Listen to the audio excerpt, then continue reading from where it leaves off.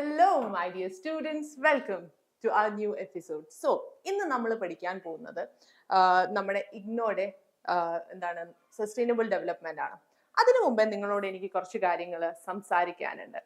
ഒന്നാമത് 2024 ജാനുവരി അഡ്മിഷൻ എടുത്ത ആൾക്കാർക്ക് ഇഗ്നോയുടെ ജാനുവരി അഡ്മിഷൻ എടുത്ത ആൾക്കാരുടെ എക്സാംസ് തുടങ്ങാൻ പോവാണ്. നിങ്ങളുടെ എക്സാംസ് ഏതാണ്ട് ഒരു ഡിസംബർ ജാനുവരി മാസങ്ങളിലായിരിക്കും നടക്കാൻ പോകുന്നത്. അപ്പം ഇതുവരെ പഠിച്ചു തുടങ്ങാത്ത ആളുകൾക്ക് വേണ്ടി ഇതാ ഒരു സുവർണാവസരം ഞങ്ങൾ നിങ്ങൾക്ക് വേണ്ടി ഒരുക്കുന്നു. അപ്പം എന്താണ് ആ സുവർണാവസരം? റാപ്പിഡ് 30 എന്ന് പറയുന്ന ഞങ്ങളുടെ ക്രാഷ് കോഴ്സ്.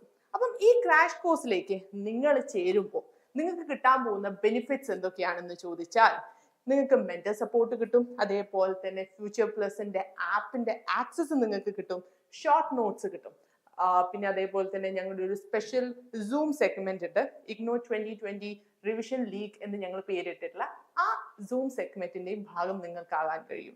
അപ്പം 20 ചോദ്യങ്ങൾ കൊണ്ട് ഞങ്ങൾ ഒരു എൻറ്റയർ സബ്ജക്ട് ഇതോടുകൂടി കവർ ചെയ്യാനാണ് ഉദ്ദേശം.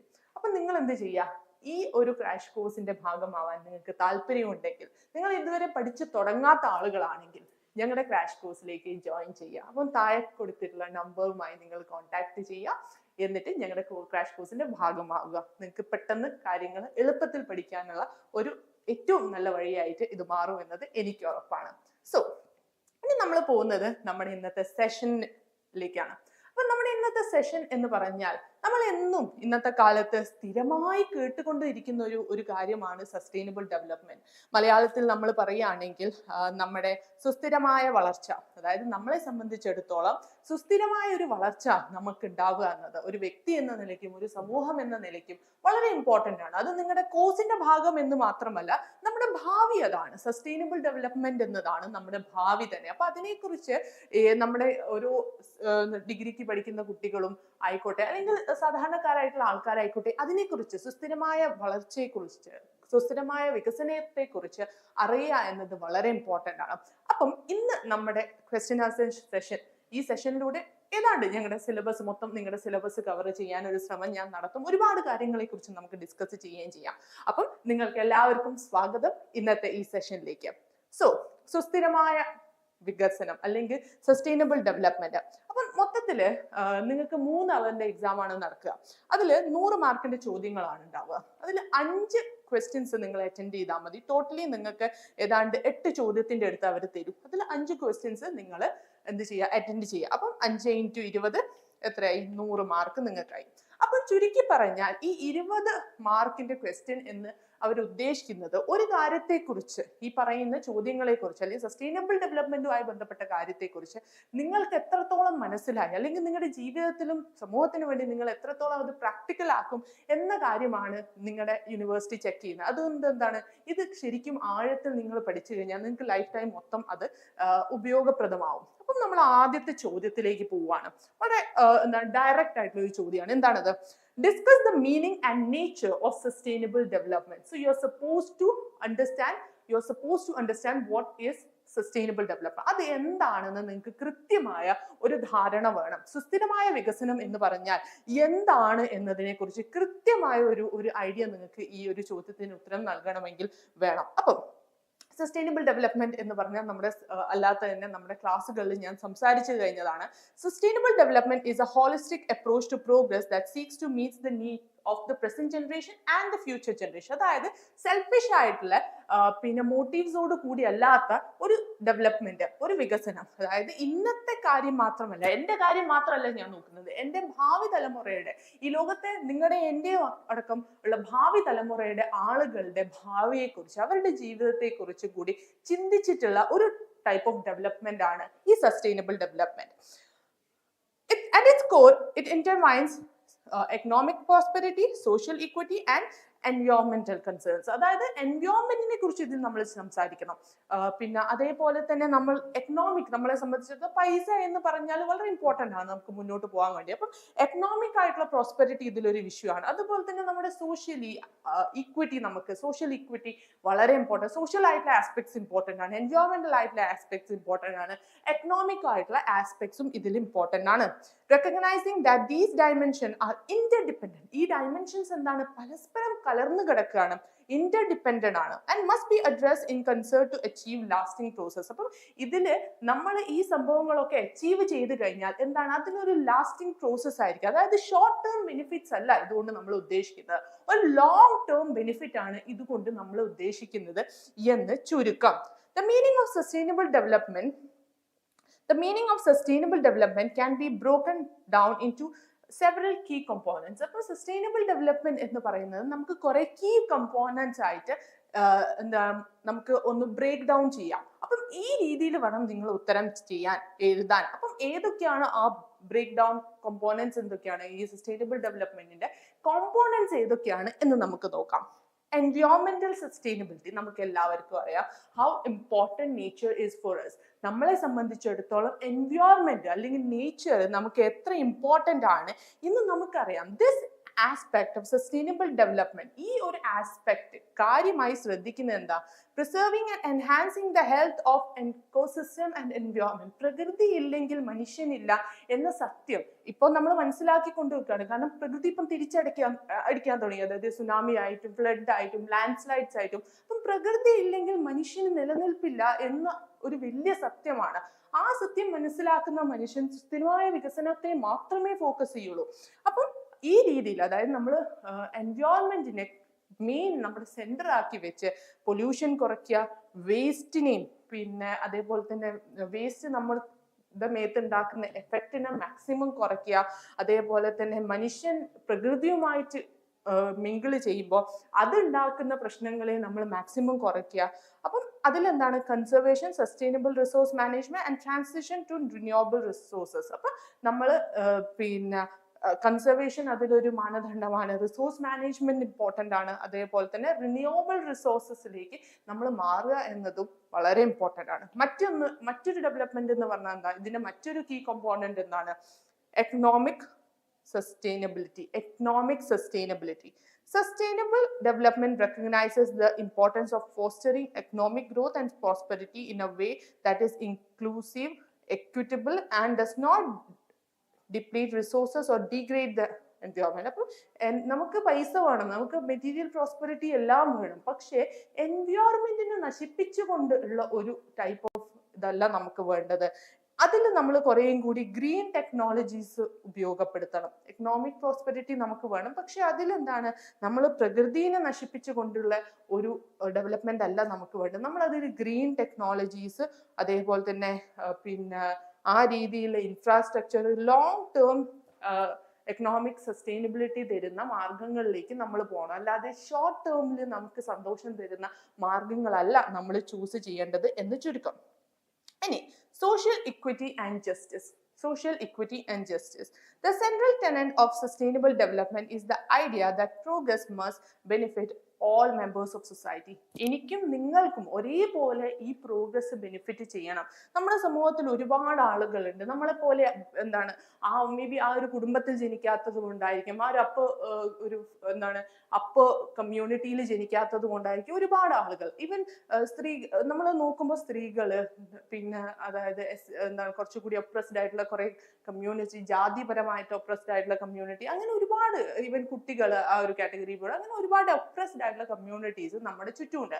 അപ്പം ഇവിടെ എന്താ സംഭവിക്കുന്നത്? പൂർ ആയിക്കൊണ്ട് നിൽക്കുകയാണ്, റിച്ച് ആയിക്കൊണ്ട് നിൽക്കുന്നതാണ് നമ്മുടെ നാട്ടില്. അപ്പം ഒരു സൊസൈറ്റി ബെനിഫിറ്റ് ചെയ്യുന്നുണ്ടെങ്കിൽ, ഡെവലപ്പ് ചെയ്യുന്നുണ്ടെങ്കിൽ, അവിടെയുള്ള എല്ലാവർക്കും ഒരേപോലെ അതിന്റെ ബെനിഫിറ്റ്സ് കിട്ടണം എന്ന ഒരു തോട്ട് പ്രോസസ് ആണ് ഈ സോഷ്യൽ ഇക്വിറ്റി അല്ലെങ്കിൽ സോഷ്യൽ സസ്റ്റൈനബിലിറ്റിയിലേക്ക് മാറുന്നത്. എല്ലാവർക്കും ഹെൽത്ത്, എഡ്യൂക്കേഷൻ, അതേപോലെ തന്നെ ക്ലീൻ വാട്ടർ ആക്സസ് കിട്ടണം. ഈ സോഷ്യലി നമ്മൾ അവരെ എക്സ്ക്ലൂഡ് ചെയ്യുന്ന ഈ പരിപാടിയൊക്കെ നിർത്തണം. അപ്പൊ ഇത്തരത്തിലുള്ള കാര്യങ്ങളെയാണ് നമ്മൾ എന്ത് പറയാ, ഈ സോഷ്യൽ ഇക്വിറ്റി ആൻഡ് ജസ്റ്റിസ് എന്ന് പറയാം. എല്ലാവരും തുല്യരാണ് എന്ന ചിന്താഗതി. ഇനി intergenerational equity. Sustainable development emphasizes the importance of considering the needs and interest of future generation in making process. അപ്പോൾ അത് നമ്മൾ ഒരു തീരുമാനം എടുക്കുമ്പോൾ അത് നമ്മളെ മാത്രം ബാധിക്കുന്നതല്ല. ഇനി നിങ്ങളിപ്പോൾ ഒരു മൈന് ഒരു സ്ഥലത്ത് ഗവൺമെന്റ് തുടങ്ങുക എന്ന് വിചാരിക്കുക, അല്ലെ നിങ്ങൾ തന്നെ ഒരു പ്രൈവറ്റ് ആയിട്ട് എന്തെങ്കിലും അങ്ങനത്തെ കാര്യം ചെയ്യാന്ന് വിചാരിക്കുക. അതായത് നിങ്ങൾ നിങ്ങളുടെ ചുറ്റുമുള്ള കാട് മൊത്തം അല്ലെങ്കിൽ മരം മൊത്തം വെട്ടി മാറ്റുക എന്ന് വിചാരിക്കുക. ഇത് നിങ്ങളെ മാത്രം ബാധിക്കുന്ന ഒരു കാര്യമല്ല. കാരണം നമ്മൾ ഈ ഭൂമിയിൽ എത്ര കാലം നിൽക്കും? നമുക്കൊരു ഒരു ഒരു നിങ്ങൾക്ക് ഈ ഭൂമിയിൽ ഒരു ആയുസ് ഉണ്ട്. അത് കഴിഞ്ഞാൽ നിങ്ങൾ പോവും. അത് കഴിഞ്ഞ് വരാൻ പോകുന്ന ജനറേഷൻസിന് നിങ്ങൾ ഉണ്ടാക്കാൻ പോകുന്നത് വലിയ നഷ്ടങ്ങളാണ്. അവർക്ക് മര്യാദയ്ക്ക് വെള്ളം, മരങ്ങളിലെ പ്രശ്നങ്ങളാണ് നമുക്കറിയാം. വെള്ളം ഉണ്ടാവില്ല, മേ ബി ചൂട് കൂടും. ഈ പ്രശ്നങ്ങളൊക്കെയാണ് നമ്മൾ വരാൻ പോകുന്ന ജനറേഷൻസും കൂടും. അപ്പം ഇന്റർ ജനറേഷണലായിട്ടുള്ള ഒരു ഈക്വിറ്റി നമ്മളത് അടുത്ത തലമുറയെ കുറിച്ചും കൂടി നമ്മൾ ചിന്തിക്കണം. അവരുടെ നന്മയെ കുറിച്ച് കൂടി ചിന്തിക്കണം. We have to think about the well-being of the future generation. So they are important to us. അവരുടെ well-being is very important to us. ആ ഒരു ടൈപ്പ് ഓഫ് തോട്ട് പ്രോസസ്സിനെയാണ് നമ്മൾ ഇന്റർ ജനറേഷണൽ ഇക്വിറ്റി എന്ന് പറയുന്നത്. ഇനി participatory governance. Achieving sustainable development requires the involvement of diverse stakeholders. അതായത് ഒരു sustainable ഡെവലപ്മെന്റിലേക്ക് നമ്മൾ പോകണമെങ്കിൽ സമൂഹത്തിൽ ഒരുപാട് ആളുകൾ അതിൽ ഇൻവോൾവ് ആവണം. ആരൊക്കെയാണ്? ഗവൺമെന്റ് ഇൻവോൾവ് ആവണം, businessman, civil society organisation, local communities, ഇവരുടെ എല്ലാവരുടെയും എന്താണ് പിന്നെ കോൺട്രിബ്യൂഷൻ സസ്റ്റൈനബിൾ ഡെവലപ്മെന്റിനെ സംബന്ധിച്ചിടത്തോളം വളരെ ഇമ്പോർട്ടൻ്റ് ആണ്. കാരണം ഇവരെല്ലാവരും ഉണ്ടാവണം. അതേപോലെ തന്നെ ഒരു ട്രാൻസ്പെറൻസി ഉള്ള ഒരു പ്രോസസ് ആയിരിക്കണം. അക്കൗണ്ടബിലിറ്റി, അതായത് നമുക്ക് നടക്കുന്ന കാര്യം സത്യസന്ധമായി നടക്കുന്നുണ്ടെന്ന് കോമൺ പീപ്പിളിന് അത് മനസ്സിലാവണം. അതേപോലെ തന്നെ അക്കൗണ്ടബിൾ ആയിരിക്കണം. ചെയ്യുന്ന കാര്യത്തിന് ഉത്തരവാദിത്വം വേണം. അവർ ചോദ്യങ്ങൾ വന്നാൽ അതിന് ഉത്തരം പറയാൻ ഇവർക്ക് അതിന്റെ റെസ്പോൺസിബിലിറ്റിയും കൂടി ഉണ്ട്. അപ്പം ഇതൊരു ഒരു ഒരു പാർട്ടിസിപ്പേറ്ററി ഗവർണൻസ് ആവുന്നതായിരിക്കും സസ്റ്റൈനബിൾ ഡെവലപ്മെന്റിന് ഏറ്റവും നല്ലത്. അതായത് സമൂഹത്തിലെ പല മേഖലയിലെ ആളുകൾ എന്താണ് അതിലേക്ക് പിന്നെ ചെന്നെത്തുകയാണ് ചെയ്യുന്നത്, അല്ലെങ്കിൽ അതിന്റെ ഭാഗമാവുകയാണ് ചെയ്യുന്നത്. So it is very important to us. The nature of sustainable development encompasses several key principles. അപ്പം സസ്റ്റൈനബിൾ ഡെവലപ്മെന്റ് എന്ന് പറയുമ്പം ഒരുപാട് കാര്യങ്ങൾ ഇമ്പോർട്ടൻ്റ് ആണ്. ചില കീ പ്രിൻസിപ്പിൾസ് വളരെ ഇമ്പോർട്ടൻ്റ് ആണ്. ഒന്ന് ഇന്റർഡിപെൻഡൻസ് ആണ്. Sustainable development recognises the interconnected. നമ്മൾ ആദ്യം സംസാരിച്ചു സസ്റ്റൈനബിൾ ഡെവലപ്മെന്റ് എന്ന് പറയുമ്പോൾ എക്കണോമിക്, സോഷ്യൽ, എൻവയോൺമെന്റ്, ഈ 3 ഫാക്ടേഴ്സും ഇന്റർ കണക്റ്റഡ് ആണ്. അതായത് one is not different from other. നമുക്ക് ഫുൾ എൻവയോൺമെന്റൽ സസ്റ്റൈനബിലിറ്റി മാത്രം പോരാ, എക്കണോമിക് സസ്റ്റൈനബിലിറ്റി മാത്രം പോരാ, അല്ലെങ്കിൽ സോഷ്യൽ സസ്റ്റൈനബിലിറ്റി മാത്രം പോരാ. നമുക്ക് എന്താണ് ഇതിന്റെ 3ന്റെയും ഒരു കോമ്പിനേഷൻ എന്ന രീതിയിലാണ് കാര്യങ്ങൾ മുന്നോട്ട് പോകേണ്ടത്. ഒരു ലോങ് ടേം പെർസ്പെക്റ്റീവ് ആയിരിക്കണം. അതായത് ഫ്യൂച്ചർ ജനറേഷൻസിനെയും കൂടി നമ്മൾ മനസ്സിൽ വെച്ചിട്ടാണ് എന്ത് ഡെവലപ്മെന്റ് ആണെങ്കിലും ചെയ്യാവൂ. We should not think about short term solutions. അതായത് ഷോർട്ട് ടേം സൊല്യൂഷൻസിന്, കാരണം അത് നമ്മളെ ബെനിഫിറ്റ് ചെയ്യായിരിക്കും, നമുക്ക് ഫിനാൻഷ്യൽ സാധനങ്ങളൊക്കെ തരിക, പക്ഷെ അത് വരാൻ പോകുന്ന തലമുറയ്ക്കും മേ ബി നമ്മുടെ എർത്തിന് മൊത്തവും പ്രശ്നമായിട്ടേ വരുള്ളൂ. പിന്നെ equity and social justice. Sustainable development seeks to promote fairness and equality. Sustainable ഡെവലപ്മെന്റിന്റെ മറ്റൊരു ഉദ്ദേശം കൂടി ഞാൻ നിങ്ങളോട് പറഞ്ഞിരുന്നു. സോഷ്യലി അത്രയ്ക്ക് അങ്ങ് പവർഫുൾ അല്ലാത്ത, അല്ലെങ്കിൽ സോഷ്യലി മാറ്റി നിർത്തപ്പെടുന്ന ഒരു കൂട്ടം ആളുകളെ നിങ്ങളെ പോലെ തന്നെ അവരും ആണ്. ഒരു സമൂഹം വികസിക്കുന്നുണ്ടെങ്കിൽ എനിക്ക് ബെനിഫിറ്റ് ഉണ്ടാവുന്നുണ്ടെങ്കിൽ ഇവർക്കും ബെനിഫിറ്റ് ഉണ്ടാവണം എന്ന ചിന്താഗതി. അതായത് social justice is very important, equity is important. അപ്പൊ ഇത് 3ഉം കൂടി ആയാലാണ് നമുക്ക് എന്ത് പറയാൻ പറ്റും, ഒരു കംപ്ലീറ്റ് പിന്നെ എന്താണ് സസ്റ്റൈനബിലിറ്റി നമ്മൾ അച്ചീവ് ചെയ്തു എന്ന് നമുക്ക് പറയാൻ പറ്റുള്ളൂ. റിസോഴ്സ് സ്റ്റിവാർഡ്ഷിപ്പ്, അത് ഇൻവോൾവ് ചെയ്യുന്ന എന്താ, responsible management of natural resources to അതായത് നാച്ചുറൽ റിസോഴ്സസ് നമ്മൾ ഉപയോഗിക്കുന്നുണ്ടെങ്കിൽ അത് റെസ്പോൺസിബിൾ ആയിട്ട് ഉപയോഗിക്കണം. നമുക്ക് ആവശ്യമുള്ളത് മാത്രം ഉപയോഗിക്കാം. അനാവശ്യമായിട്ട് ഒരു നാർസിസിസ്റ്റ് തോട്ട് വെച്ച് നമ്മൾ ഉപയോഗിക്കാതിരിക്കുക. പിന്നെ adaptive management. Sustainable development acknowledges uncertainty and need for flexibility in the face of changing conditions. അതായത് കാലഘട്ടവും സാഹചര്യവും മാറുന്നതിനനുസരിച്ച് കുറേയും കൂടി അഡാപ്റ്റീവ് ആയിട്ടുള്ള മെഷേഴ്സ് കൊണ്ടുവരിക. അങ്ങനെ അഡാപ്റ്റീവ് ആയിട്ടുള്ള മെഷേഴ്സ് കൊണ്ടുവരുമ്പോഴാണ് നമുക്ക് എന്ത് ചെയ്യാൻ പറ്റുക, കൂടുതൽ ഇതിനെ ഒരു ലോങ് ടേം സാധനമാക്കി മാറ്റാൻ കഴിയുക. അപ്പൊ അഡാപ്റ്റീവ് ആയിരിക്കുക. അപ്പം ചുരുക്കി പറഞ്ഞാൽ overall the sustainable development represent a holistic approach to development. അതായത് ഒരു ഹോളിസ്റ്റിക് ആയിട്ടുള്ള അപ്രോച്ച് ആണുള്ളത്. അതിൽ ഞാൻ പറഞ്ഞതുപോലെ എക്കണോമിക്, സോഷ്യൽ ആൻഡ് എൻവയോൺമെന്റൽ കൺസിഡറേഷൻ ഇമ്പോർട്ടൻ്റ് ആണ്. അതുപോലെ തന്നെ വരാൻ പോകുന്ന തലമുറയെ കുറിച്ചുള്ള ചിന്തയും വളരെ ഇമ്പോർട്ടൻ്റ് ആണ്. ഇനി നമ്മൾ രണ്ടാമത്തെ ചോദ്യത്തിലേക്ക് പോവുകയാണ്. Describe the economic components of sustainable development. Sustainable development economic components ne kuriche samsarikkuka. Economic components of sustainable development encompasses strategies, policies and practices aimed at achieving economic development and prosperity while ensuring the long term viability of resources and ecosystem. Here is an overview. അപ്പം describe the economic components. Economic components എന്താണ് sustainable ഡെവലപ്മെന്റിന്റെ? ഒന്ന് resource efficiency and conservation ആണ്. അതായത് resource നമ്മൾ എന്താണ് minimise use, റിസോഴ്സസിന്റെ minimum use നമ്മൾ ചെയ്യുക. അതേപോലെ തന്നെ പിന്നെ ആ കൺസെപ്ഷനും പ്രോസസ്സും ഇതിലൊക്കെ നമ്മൾ എന്താണ് കുറേയും കൂടി റെസ്പോൺസിബിൾ ആയിട്ടുള്ള ഒരു ബിഹേവിയർ നമ്മൾ അവിടെ ചെയ്യുക. അപ്പം എഫിഷ്യൻസി, റിസോഴ്സ് എഫിഷ്യൻ്റ് ആയിട്ട് റിസോഴ്സ് യൂസ് ചെയ്യണം. അതേപോലെ തന്നെ കൺസേർവ് ചെയ്യാനുള്ള ഒരു ശ്രമവും കൂടി നമുക്ക് നടത്തണം. കാരണം റിസോഴ്സസ് നമ്മൾ അമിതമായി ഉപയോഗിക്കാൻ തുടങ്ങിയാൽ എന്താ സംഭവിക്കുക? അവർ ഈ ഭൂമിയിൽ ഉണ്ടാവില്ല, അവർ ഇല്ലാതെയാവും. അവരില്ലാതെയാവുന്ന സിറ്റുവേഷൻ ആലോചിച്ച് നോക്കൂ. ഇനി വരാൻ പോകുന്ന തലമുറകൾക്കൊന്നും ഇത് കിട്ടില്ല. കിട്ടാതെ പോകുമ്പോൾ ഇങ്ങനെ ഒരു സാധനം അവർക്ക് അവരുടെ ആവശ്യങ്ങൾക്കുള്ള പ്രശ്നങ്ങളുണ്ട്. അപ്പൊ റിസോഴ്സസ് ഉപയോഗിക്കുമ്പോൾ വളരെ സൂക്ഷിച്ച് ഉപയോഗിക്കുക. ഗ്രീൻ എനർജി ട്രാൻസിഷൻ, നമ്മൾ എന്ത് ചെയ്യുക? റിന്യൂവബിൾ എനർജി റിസോഴ്സസ്, അതായത് നമ്മൾ ഇപ്പം നോൺ റിന്യൂവബിൾ ആയിട്ടുള്ള എനർജി റിസോഴ്സസിലാണ് ലോകം വളരെയധികം ഡിപ്പെൻഡ് ചെയ്ത് നിൽക്കുന്നത്. ഇനി this is the time for us to change to the renewable energy resources such as solar, wind, hydro electric power. ഇതൊക്കെ എന്താണ്? ഇതിലേക്ക് നമ്മൾ ഇൻവെസ്റ്റ് ചെയ്യുമ്പോൾ സസ്റ്റൈനബിൾ ഡെവലപ്മെന്റിലേക്ക് നമ്മൾ ഇൻവെസ്റ്റ് ചെയ്യാണ് ചെയ്യുന്നത്. കാരണം ഈ റിസോഴ്സസിലേക്ക് ഇത് വിൻഡ് നമുക്ക് എപ്പോഴും അവൈലബിൾ ആണ്, സോളാർ നമുക്ക് എപ്പോഴും അവൈലബിൾ ആണ്. അതായത് ഇന്ത്യ പോലത്തെ ഒരു രാജ്യത്ത് വെയിലിനോ അല്ലെങ്കിൽ സൺ എനർജിക്ക് ഒരിക്കലും കുറവ് വരാൻ പോകുന്ന ഇത്തരത്തിലുള്ള കാര്യങ്ങൾ നമ്മൾ ഉപയോഗിക്കുക. അല്ലാതെ കോള് പോലെയോ അല്ലെങ്കിൽ ഫോസിൽ ഫ്യൂവൽസ് പോലത്തെ സാധനങ്ങൾ ഉപയോഗിച്ച് കഴിഞ്ഞാൽ അതിനൊരു അവധിയുണ്ട്. ഒരു പോയിന്റ് കഴിഞ്ഞാൽ അത് തീരും. പിന്നെ നമ്മൾ എന്ത് ചെയ്യും? അപ്പോഴത്തേക്ക് ഭൂമി മൊത്തം പൊല്യൂട്ടഡ് ആവും. ബെറ്റർ എന്താണ്? റിന്യൂവബിൾ റിസോഴ്സസിലേക്ക് നമ്മൾ പോവുക. എന്നിട്ട് കുറേയും കൂടി ക്ലീൻ എനർജീനെ നമ്മൾ പ്രൊമോട്ട് ചെയ്യുക. Sustainable agriculture and food systems, അതായത് സസ്റ്റൈനബിൾ ഡെവലപ്മെന്റ് എന്ന് പറയുമ്പം അഗ്രികൾച്ചർ പ്രാക്ടീസിനെ പ്രൊമോട്ട് ചെയ്യുന്നത്. ഏത് രീതിയിൽ അഗ്രികൾച്ചർ പ്രോസസ്സിനെയാണ് അത് എന്താണ് പ്രൊമോട്ട് ചെയ്യുന്നത്? അതായത് നമുക്കറിയാം ഓർഗാനിക് ആയിട്ടുള്ള ഫാമിങ്, നമ്മുടെ കെമിക്കൽ ഫെർട്ടിലൈസേഴ്സ് ഒന്നുമില്ലാത്ത ഫാമിങ്ങിനെ അവർ പ്രൊമോട്ട് ചെയ്യുന്നത്. അഗ്രോ ഫോറസ്ട്രി, അതായത് കാടിന്റെ ഭാഗമാക്കിയിട്ട് നമ്മൾ പിന്നെ ഫോറസ്ട്രി നടത്തുന്ന, അതായത് കാട് ഭാഗമായിട്ട് നമ്മൾ പിന്നെ അഗ്രികൾച്ചർ നടത്തുകയാണ്. അതൊക്കെ എന്താണ്? നമ്മുടെ സോയിലിന്റെ ഫെർട്ടിലിറ്റീനും അതേപോലെ തന്നെ ബയോഡൈവേഴ്സിറ്റിന്റെ പ്രൊട്ടക്ഷനും ഒക്കെ ഹെൽപ്പ് ചെയ്യും. അതേപോലെ തന്നെ ലോക്കൽ പിന്നെ ആളുകളുടെ distribution, local production and distribution to reduce. നമ്മൾ ലോക്കലി ആൾക്കാർ കൂടുതൽ, ഇപ്പം നിങ്ങളെ വീട്ടിൽ വേണ്ട ഭക്ഷണം നിങ്ങൾ തന്നെ ഉണ്ടാക്കുകയാണെങ്കിൽ നിങ്ങൾ ആലോചിച്ച് നോക്കൂ, ട്രാൻസ്പോർട്ടേഷൻ കുറയും. ട്രാൻസ്പോർട്ടേഷൻ കുറയുമ്പോൾ എന്താണ്? നമ്മുടെ നാട്ടിലുള്ള പൊല്യൂഷൻ കുറയും. ആ രീതിയിൽ ലോക്കലി പ്രൊഡ്യൂസ്ഡ് ആയിട്ടുള്ള സാധനങ്ങളെ പ്രൊമോട്ട് ചെയ്യാം. മറ്റൊന്ന് green infrastructure. Investing in green infrastructure such as public transport. Green infrastructure എൻവയോൺമെന്റിന് നന്മ ചെയ്യുന്ന, നല്ല രീതിയിൽ ബാധിക്കുന്ന ഇൻഫ്രാസ്ട്രക്ചറെ നമ്മൾ എന്ത് ചെയ്യുക? പ്രൊമോട്ട് ചെയ്യുക. അതായത് പബ്ലിക് ട്രാൻസ്പോർട്ടേഷൻ ആയിക്കോട്ടെ, റിന്യൂവബിൾ എനർജി പ്രോജക്ട്സ് ആയിക്കോട്ടെ, സസ്റ്റൈനബിൾ അർബൻ ഡെവലപ്മെന്റ് ആയിക്കോട്ടെ, ഇതൊക്കെ എന്താണ്? നമ്മളെ ഹെൽപ്പ് ചെയ്യും, ഒരു എക്കണോമിക് ഗ്രോത്തിലേക്ക് കൊണ്ടുപോകും നമ്മളെ. ഓക്കെ, എൻവയോൺമെന്റൽ ഡീഗ്രഡേഷനിൽ നമ്മൾ രക്ഷപ്പെടും. Green infrastructure projects create job. Green infrastructure projects എന്താണ്?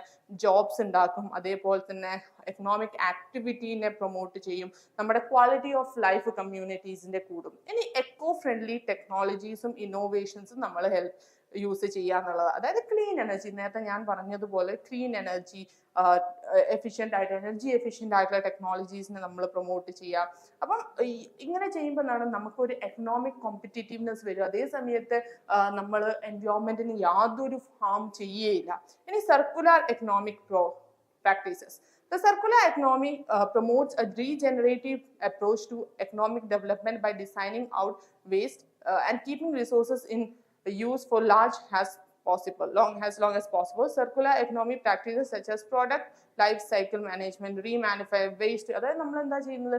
ഉണ്ടാക്കിയ പ്രൊഡക്റ്റിനെ മാക്സിമം, അതായത് ഒരു സാധനം വേസ്റ്റ് ആയി, ഇപ്പോൾ നമ്മുടെ ഫുഡ് വേസ്റ്റ് ആയി കഴിഞ്ഞാൽ അത് നമ്മൾ വലിച്ചെറിയാതിരിക്കുക, അതിൽ നിന്ന് നമുക്ക് എനർജി ഉണ്ടാക്കാൻ കഴിയുമോ എന്ന് നമ്മൾ നോക്കുക. അപ്പൊ ഇങ്ങനെ ചെയ്യുമ്പോൾ നമ്മൾ പൊല്യൂഷനും അതേപോലെ തന്നെ ഈ പറയുന്ന വേസ്റ്റ് മെറ്റീരിയലിന്റെ എക്കണോമിക് വാല്യൂ കൂട്ടുകയാണ് ചെയ്യുന്നത്. അപ്പൊ ഈ രീതിയിൽ നമുക്ക് ഇമ്പോർട്ടൻ്റ് ആണ്. സോഷ്യലി ഇൻക്ലൂസീവ് ആയിട്ടുള്ള എക്കണോമിക് ഗ്രോത്ത്. സോഷ്യലി ഇൻക്ലൂസീവ് എന്ന് പറയുമ്പോൾ വൾണറബിൾ മാർജിനലൈസ്ഡ് ആയിട്ടുള്ള ആളുകൾക്ക് വേണ്ടിയിട്ടുള്ള പോളിസീസ് നമ്മൾ കൊണ്ടുവരിക. അതായത് മെയിൻലി അവരുടെ ഹെൽത്ത്, പിന്നെ economic opportunities, education, ഇതിനെയൊക്കെ നമ്മൾ പ്രൊമോട്ട് ചെയ്യുക. ഇനി financial and policy instruments. Sustainable development requires supportive financial and policy framework to incentive sustainable economic activities and discourage environmentally harmful practices. അതായത് നമ്മൾ ചെയ്യേണ്ടത് എന്താണ്? എൻവയോൺമെന്റലി ഹാംഫുൾ ആയിട്ടുള്ള പ്രാക്ടീസസെ ഇല്ലാതാക്കുക. ദിസ് ഇൻക്ലൂഡ്സ് ഇംപ്ലിമെന്റിംഗ് റെഗുലേഷൻസ് ഉണ്ടാക്കുക, സബ്സിഡീസ്, ടാക്സ്, എൻവയോൺമെന്റിനെ ബാധിക്കുന്ന കാര്യങ്ങളെ നമ്മൾ കാര്യമായിട്ട് ശ്രദ്ധിക്കുക എന്ന് ചുരുക്കം.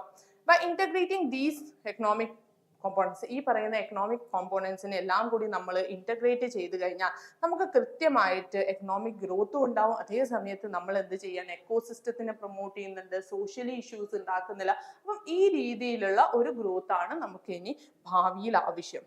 ഇനി മൂന്നാമത്തെ ചോദ്യം, കമ്മ്യൂണിറ്റി കപ്പാസിറ്റി ബിൽഡിംഗ്. രണ്ട് ടേംസ് ആണ് നിങ്ങൾ ഇവിടെ ശ്രദ്ധിക്കേണ്ടത്. ഒന്ന് കമ്മ്യൂണിറ്റി കപ്പാസിറ്റി ബിൽഡിംഗ്, മറ്റൊന്ന് human development approaches. Community capacity ബിൽഡിങ്ങും മറ്റൊന്ന് ഹ്യൂമൻ ഡെവലപ്മെന്റ് അപ്രോച്ചസും important approaches to sustainable development commit. ഈ രണ്ട് സാധനങ്ങളും കമ്മ്യൂണിറ്റി കപ്പാസിറ്റി ബിൽഡിങ്ങും ഹ്യൂമൻ ഡെവലപ്മെന്റ് അപ്രോച്ചും CCBയും HDAയും എങ്ങനെയാണ് സസ്റ്റൈനബിൾ ഡെവലപ്മെന്റിന് ഇമ്പോർട്ടൻ്റ് ആവുന്നത് എന്നാണ് ചോദ്യം. നിങ്ങൾ അതിൻ്റെ മേലെ നിങ്ങളുടെ കമൻസ് പറയണം. അപ്പം നമ്മൾ ആദ്യം എക്സ്പ്ലെയിൻ ചെയ്യുക ഇതൊക്കെ എന്താണെന്നുള്ളത്.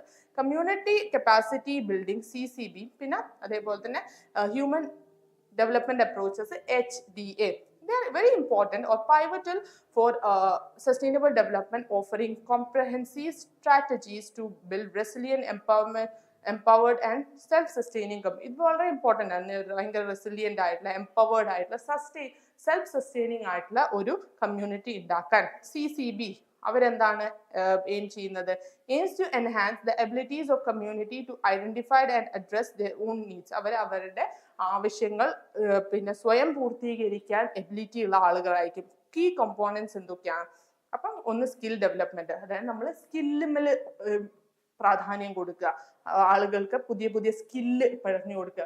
അങ്ങനെ സ്കില്ല് പറഞ്ഞു കൊടുക്കുമ്പോൾ അല്ലെങ്കിൽ സ്കില്ല് പഠിപ്പിച്ചു കൊടുക്കുമ്പോൾ അവർക്ക് എങ്ങനെയെങ്കിലും ഒക്കെ അരിയുടെ വകുപ്പ് കണ്ടുപിടിക്കാൻ പറ്റും, അവർക്ക് ജീവിക്കാൻ കഴിയും. മറ്റൊന്ന് resource utilisation, assisting communities in identifying and effectively using. ഒരു റിസോഴ്സ് എങ്ങനെ എഫക്റ്റീവ്ലി യൂസ് ചെയ്യാം എന്നവർക്ക് പറഞ്ഞു കൊടുക്കുക.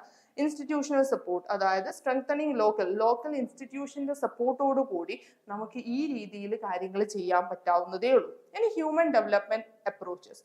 HDA focuses on improving individual capacity and quality of life. HDA focus ചെയ്യുന്നത് എന്താണ്?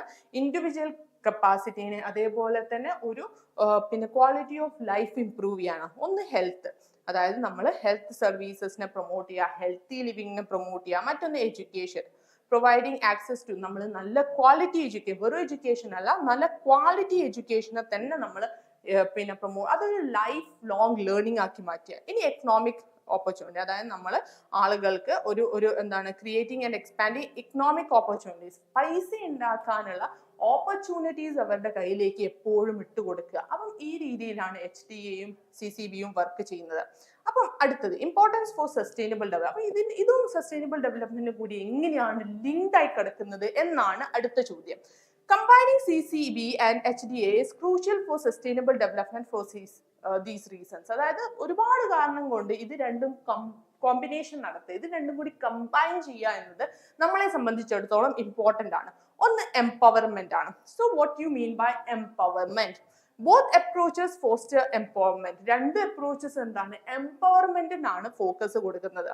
CCB empowers communities to manage their development, while HDA, അപ്പം CCB എന്ന് പറഞ്ഞാൽ നമുക്ക് ആ പേരിൽ തന്നെ അറിയാം, കമ്മ്യൂണിറ്റീസിന്റെ പിന്നെ എന്താണ് സ്ട്രെങ്ത് കൂട്ടുക എന്നുള്ള.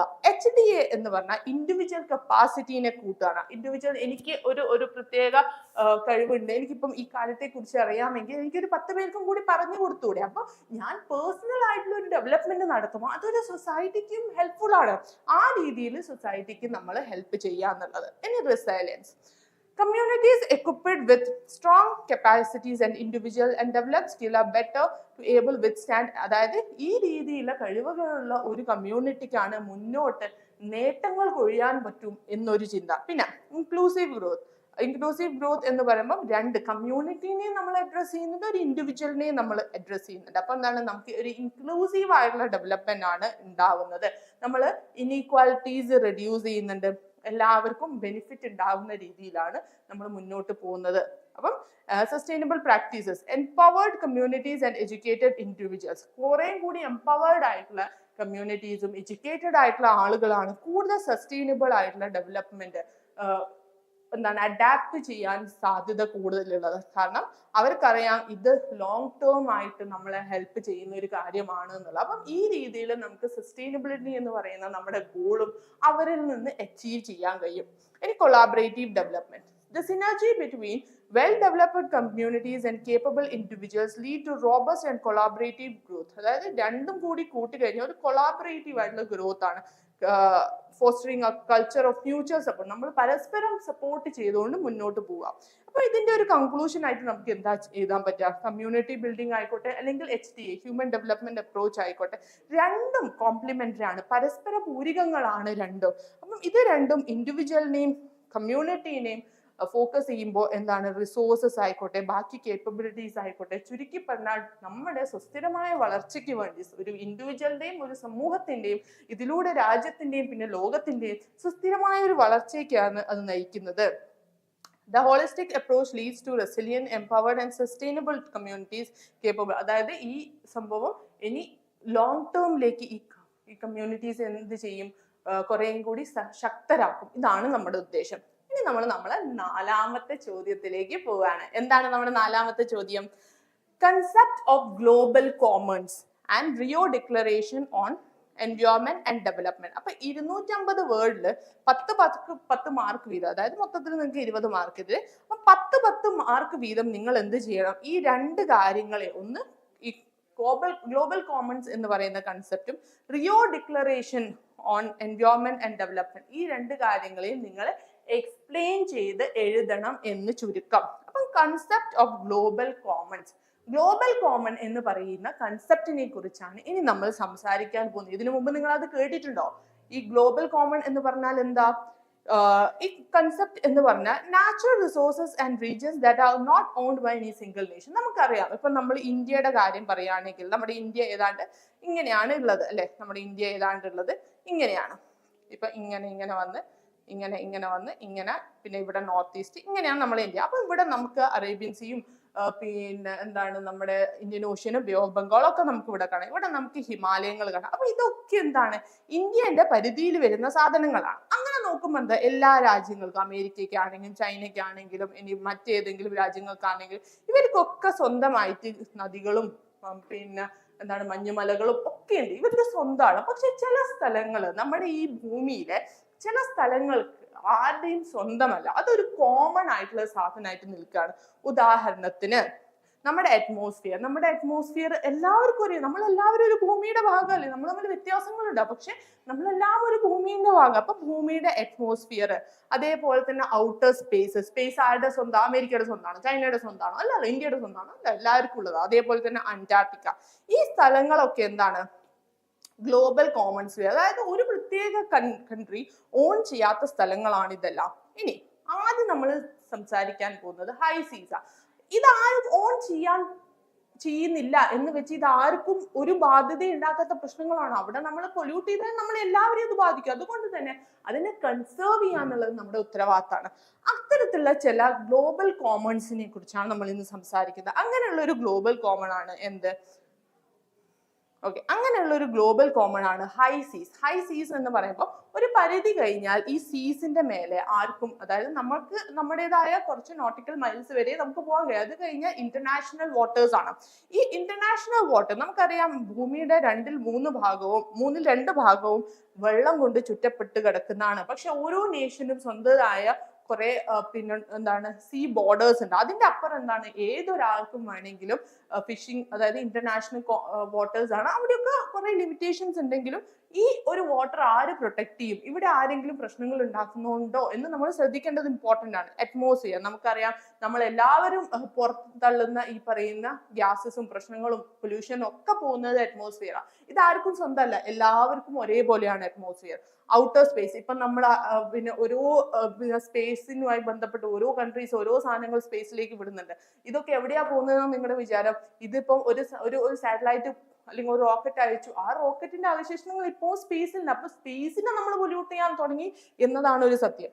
അത്. പിന്നെ ഒന്ന് അന്റാർട്ടിക്ക ഞാൻ പറയേണ്ട കാര്യമില്ല, നമ്മുടെ ആ മഞ്ഞ് ഉള്ള ആ സ്ഥലം. പക്ഷെ ഈ അന്റാർട്ടിക്ക ഭൂമിയെ സംബന്ധിച്ചിടത്തോളം വളരെ ഇമ്പോർട്ടൻ്റ് ആണ്. കാരണം അവിടുത്തെ ആ വെള്ളം ഐസ് ഉരുകാൻ തുടങ്ങുന്നുണ്ടെങ്കിൽ ഭൂമിക്ക് മൊത്തം അത് പ്രശ്നമാണ് എന്നാണ് വിശ്വസിക്കപ്പെടുന്നത്. അപ്പൊ അത് മാത്രമല്ല, ഒരുപാട് പ്രശ്നങ്ങൾ അതുമായി ബന്ധപ്പെട്ടുണ്ട്. അപ്പൊ അന്റാർട്ടിക്ക എന്താണ്, ഒരു ഗ്ലോബൽ കോമൺ ആണ്. ഇതൊക്കെ പ്രൊട്ടക്ട് ചെയ്യാന്നുള്ളത് നമ്മുടെ ഉത്തരവാദിത്വവും. അപ്പം managing the global common involve significant challenges such as over use. അതായത് ഗ്ലോബൽ കോമൺ പിന്നെ നമ്മൾ നോക്കുമ്പോൾ ഏറ്റവും കൂടുതൽ പ്രശ്നമായിട്ട് വരുന്നത് എന്താ, നമ്മൾ ഓവറായിട്ട് ഒരു കാര്യം യൂസ് ചെയ്യുമ്പോൾ പൊല്യൂഷൻ നമ്മളെ സംബന്ധിച്ചിടത്തോളം ഒരു ഇതാണ്. നമ്മൾ അമിതമായി ഈ പറയുന്ന ഗ്ലോബൽ കോമൺസിലും ഹൈ സീസിലും പോയി ഫിഷിങ് ചെയ്താൽ ക്ലൈമറ്റ് ചേഞ്ച് ഇതിനെ വളരെയധികം മോശമാക്കുന്നുണ്ട്. ഞാൻ പറഞ്ഞതുപോലെ നമ്മൾ സ്പേസിലേക്ക് അയക്കുന്ന വെഹിക്കിൾസ് ഒക്കെ അവിടെ നിന്ന് തകർക്കുകയോ അല്ലെങ്കിൽ കേടുവരികയോ ഒക്കെ ചെയ്യുന്നതിന്റെ അവശിഷ്ടങ്ങൾ ഇപ്പോൾ ഉണ്ട്. അപ്പൊ സ്പേസ് ഡെബ്രിഷ് ഇതൊക്കെ ഇന്റർനാഷണൽ കൺസേൺ തന്നെയാണ്. അതുകൊണ്ട് തന്നെ ഇതിനെ കൃത്യമായിട്ട് നമ്മൾ ലീഗലി മോണിറ്റർ ചെയ്യാന്നുള്ളതും ഇമ്പോർട്ടൻ്റ് ആണ്. ഓക്കെ, ഇനി governance. Various international agreements and institution help. അപ്പം ഈ കോമൺസിനെ സംരക്ഷിക്കാൻ വേണ്ടി ഒരുപാട് ഇന്റർനാഷണൽ ഇൻസ്റ്റിറ്റ്യൂഷൻസ് വർക്ക് ചെയ്യുന്നുണ്ട്. The United Nations convention on the law of the sea, UN close എന്ന് പറയുന്ന സാധനം ഇതേ മാരിടൈം ആക്ടിവിറ്റീസിനെ നോക്കുന്ന ഒരു കാര്യമാണ്. അതേപോലെ തന്നെ പാരീസ് അഗ്രിമെന്റ് എന്താണ് നോക്കുന്നത്, ക്ലൈമറ്റ് ചേഞ്ചുമായി ബന്ധപ്പെട്ട കാര്യമാണ്. എഫക്റ്റീവ് മാനേജ്മെന്റ് റിക്വയർസ് നേഷൻസ്, അതായത് അവര് ഒരു ഈ റിസോഴ്സസ് ഓരോ നേഷനും കൃത്യമായി ഉപയോഗിക്കുക എന്നുള്ളത് മാത്രമേ, അതായത് വൃത്തിക്ക് ഉപയോഗിക്കുക, പൊല്യൂട്ടഡ് ആക്കാതിരിക്കുക. അതുകൊണ്ട് ഓരോ നേഷനും സ്വന്തമായ ഒരു മാനദണ്ഡമുണ്ട്. ഇൻ സമ്മറി, ഗ്ലോബൽ കോമൺ എന്ന് പറഞ്ഞാൽ നമ്മുടെ ഭൂമിയിലെ നിലനിൽപ്പിനെ തീരുമാനിക്കാൻ വലിയൊരു ശക്തിയുള്ള ഒരു കാര്യമാണ്. അതിനെ കൃത്യമായ രീതിയിൽ ഗവർൺ ചെയ്യുക, സംരക്ഷിക്കുക എന്നത് ഓരോ രാജ്യത്തിന്റെയും ഉത്തരവാദിത്തമായി മാറിക്കഴിഞ്ഞിരിക്കുന്നു. ഇനി നമ്മൾ രണ്ട് ചോദ്യങ്ങൾ, ഒരു ചോദ്യം നമ്മൾ കംപ്ലീറ്റ് ചെയ്യും. രണ്ടാമത്തെ ചോദ്യത്തിലേക്ക് നമ്മൾ പോവാണ്. Rio Declaration on Environment and Development. Rio Declaration on Environment and Development. Rio Declaration on Environment and Development എന്ന് പറഞ്ഞാൽ United nation conference on environment and development, UNCE, also known as earth summit. ഇത് Rio de ജനീറോയിൽ 1992 അപ്പം ഇത് എന്ന് പറഞ്ഞാൽ 27 principles ആണ് ഇത് മുന്നോട്ട് വെച്ചത്. അതായത് നമ്മൾ എങ്ങനെ ഈ കാര്യങ്ങളൊക്കെ ബാലൻസ് ചെയ്യുന്നു, എൻവയോൺമെന്റ് പ്രൊട്ടക്ഷൻ എങ്ങനെ നടക്കുന്നു, സോഷ്യൽ എക്കണോമിക് പ്രോഗ്രസ് എങ്ങനെ നടത്തുന്നു എന്ന കാര്യങ്ങളാണ് ഈ റിയോ ഡിക്ലറേഷൻ കാര്യമായിട്ട് സംസാരിക്കുന്നത്. സോ ഹ്യൂമൻ സെന്റേർഡ് അപ്രോച്ച് ആണ് അതിന്റെ ഒരു ഉദ്ദേശം. അതായത് മനുഷ്യന്മാരെ പ്രശ്നങ്ങളുടെ നടുക്ക് വെച്ചിട്ട്, അതായത് മനുഷ്യൻ എന്ത് ചെയ്യണം, പ്രകൃതിയോട് ഇണങ്ങുമ്പോൾ വളരെ ഹാർമോണിയായിട്ട് വളരെ നല്ല രീതിയിൽ ഇണങ്ങുക. മറ്റൊന്ന് സസ്റ്റൈനബിൾ ഡെവലപ്മെന്റ്, നമ്മൾ നേരത്തെ സംസാരിച്ച സുസ്ഥിരമായ വികസനം എന്നത് ഇവരുടെ ആശയമായിരുന്നു. പ്രിക്കോഷണറി പ്രിൻസിപ്പൽ, അതായത് 15 introduces the precautionary approach advocating for preventive measures. അതായത് എൻവയോൺമെന്റൽ ഡീഗ്രഡേഷനെ പ്രിവെന്റ് ചെയ്യാൻ വേണ്ടിയിട്ടുള്ള കുറെ മെഷേഴ്സ് ഇവർ മുന്നോട്ട് വെച്ചിട്ടുണ്ട്.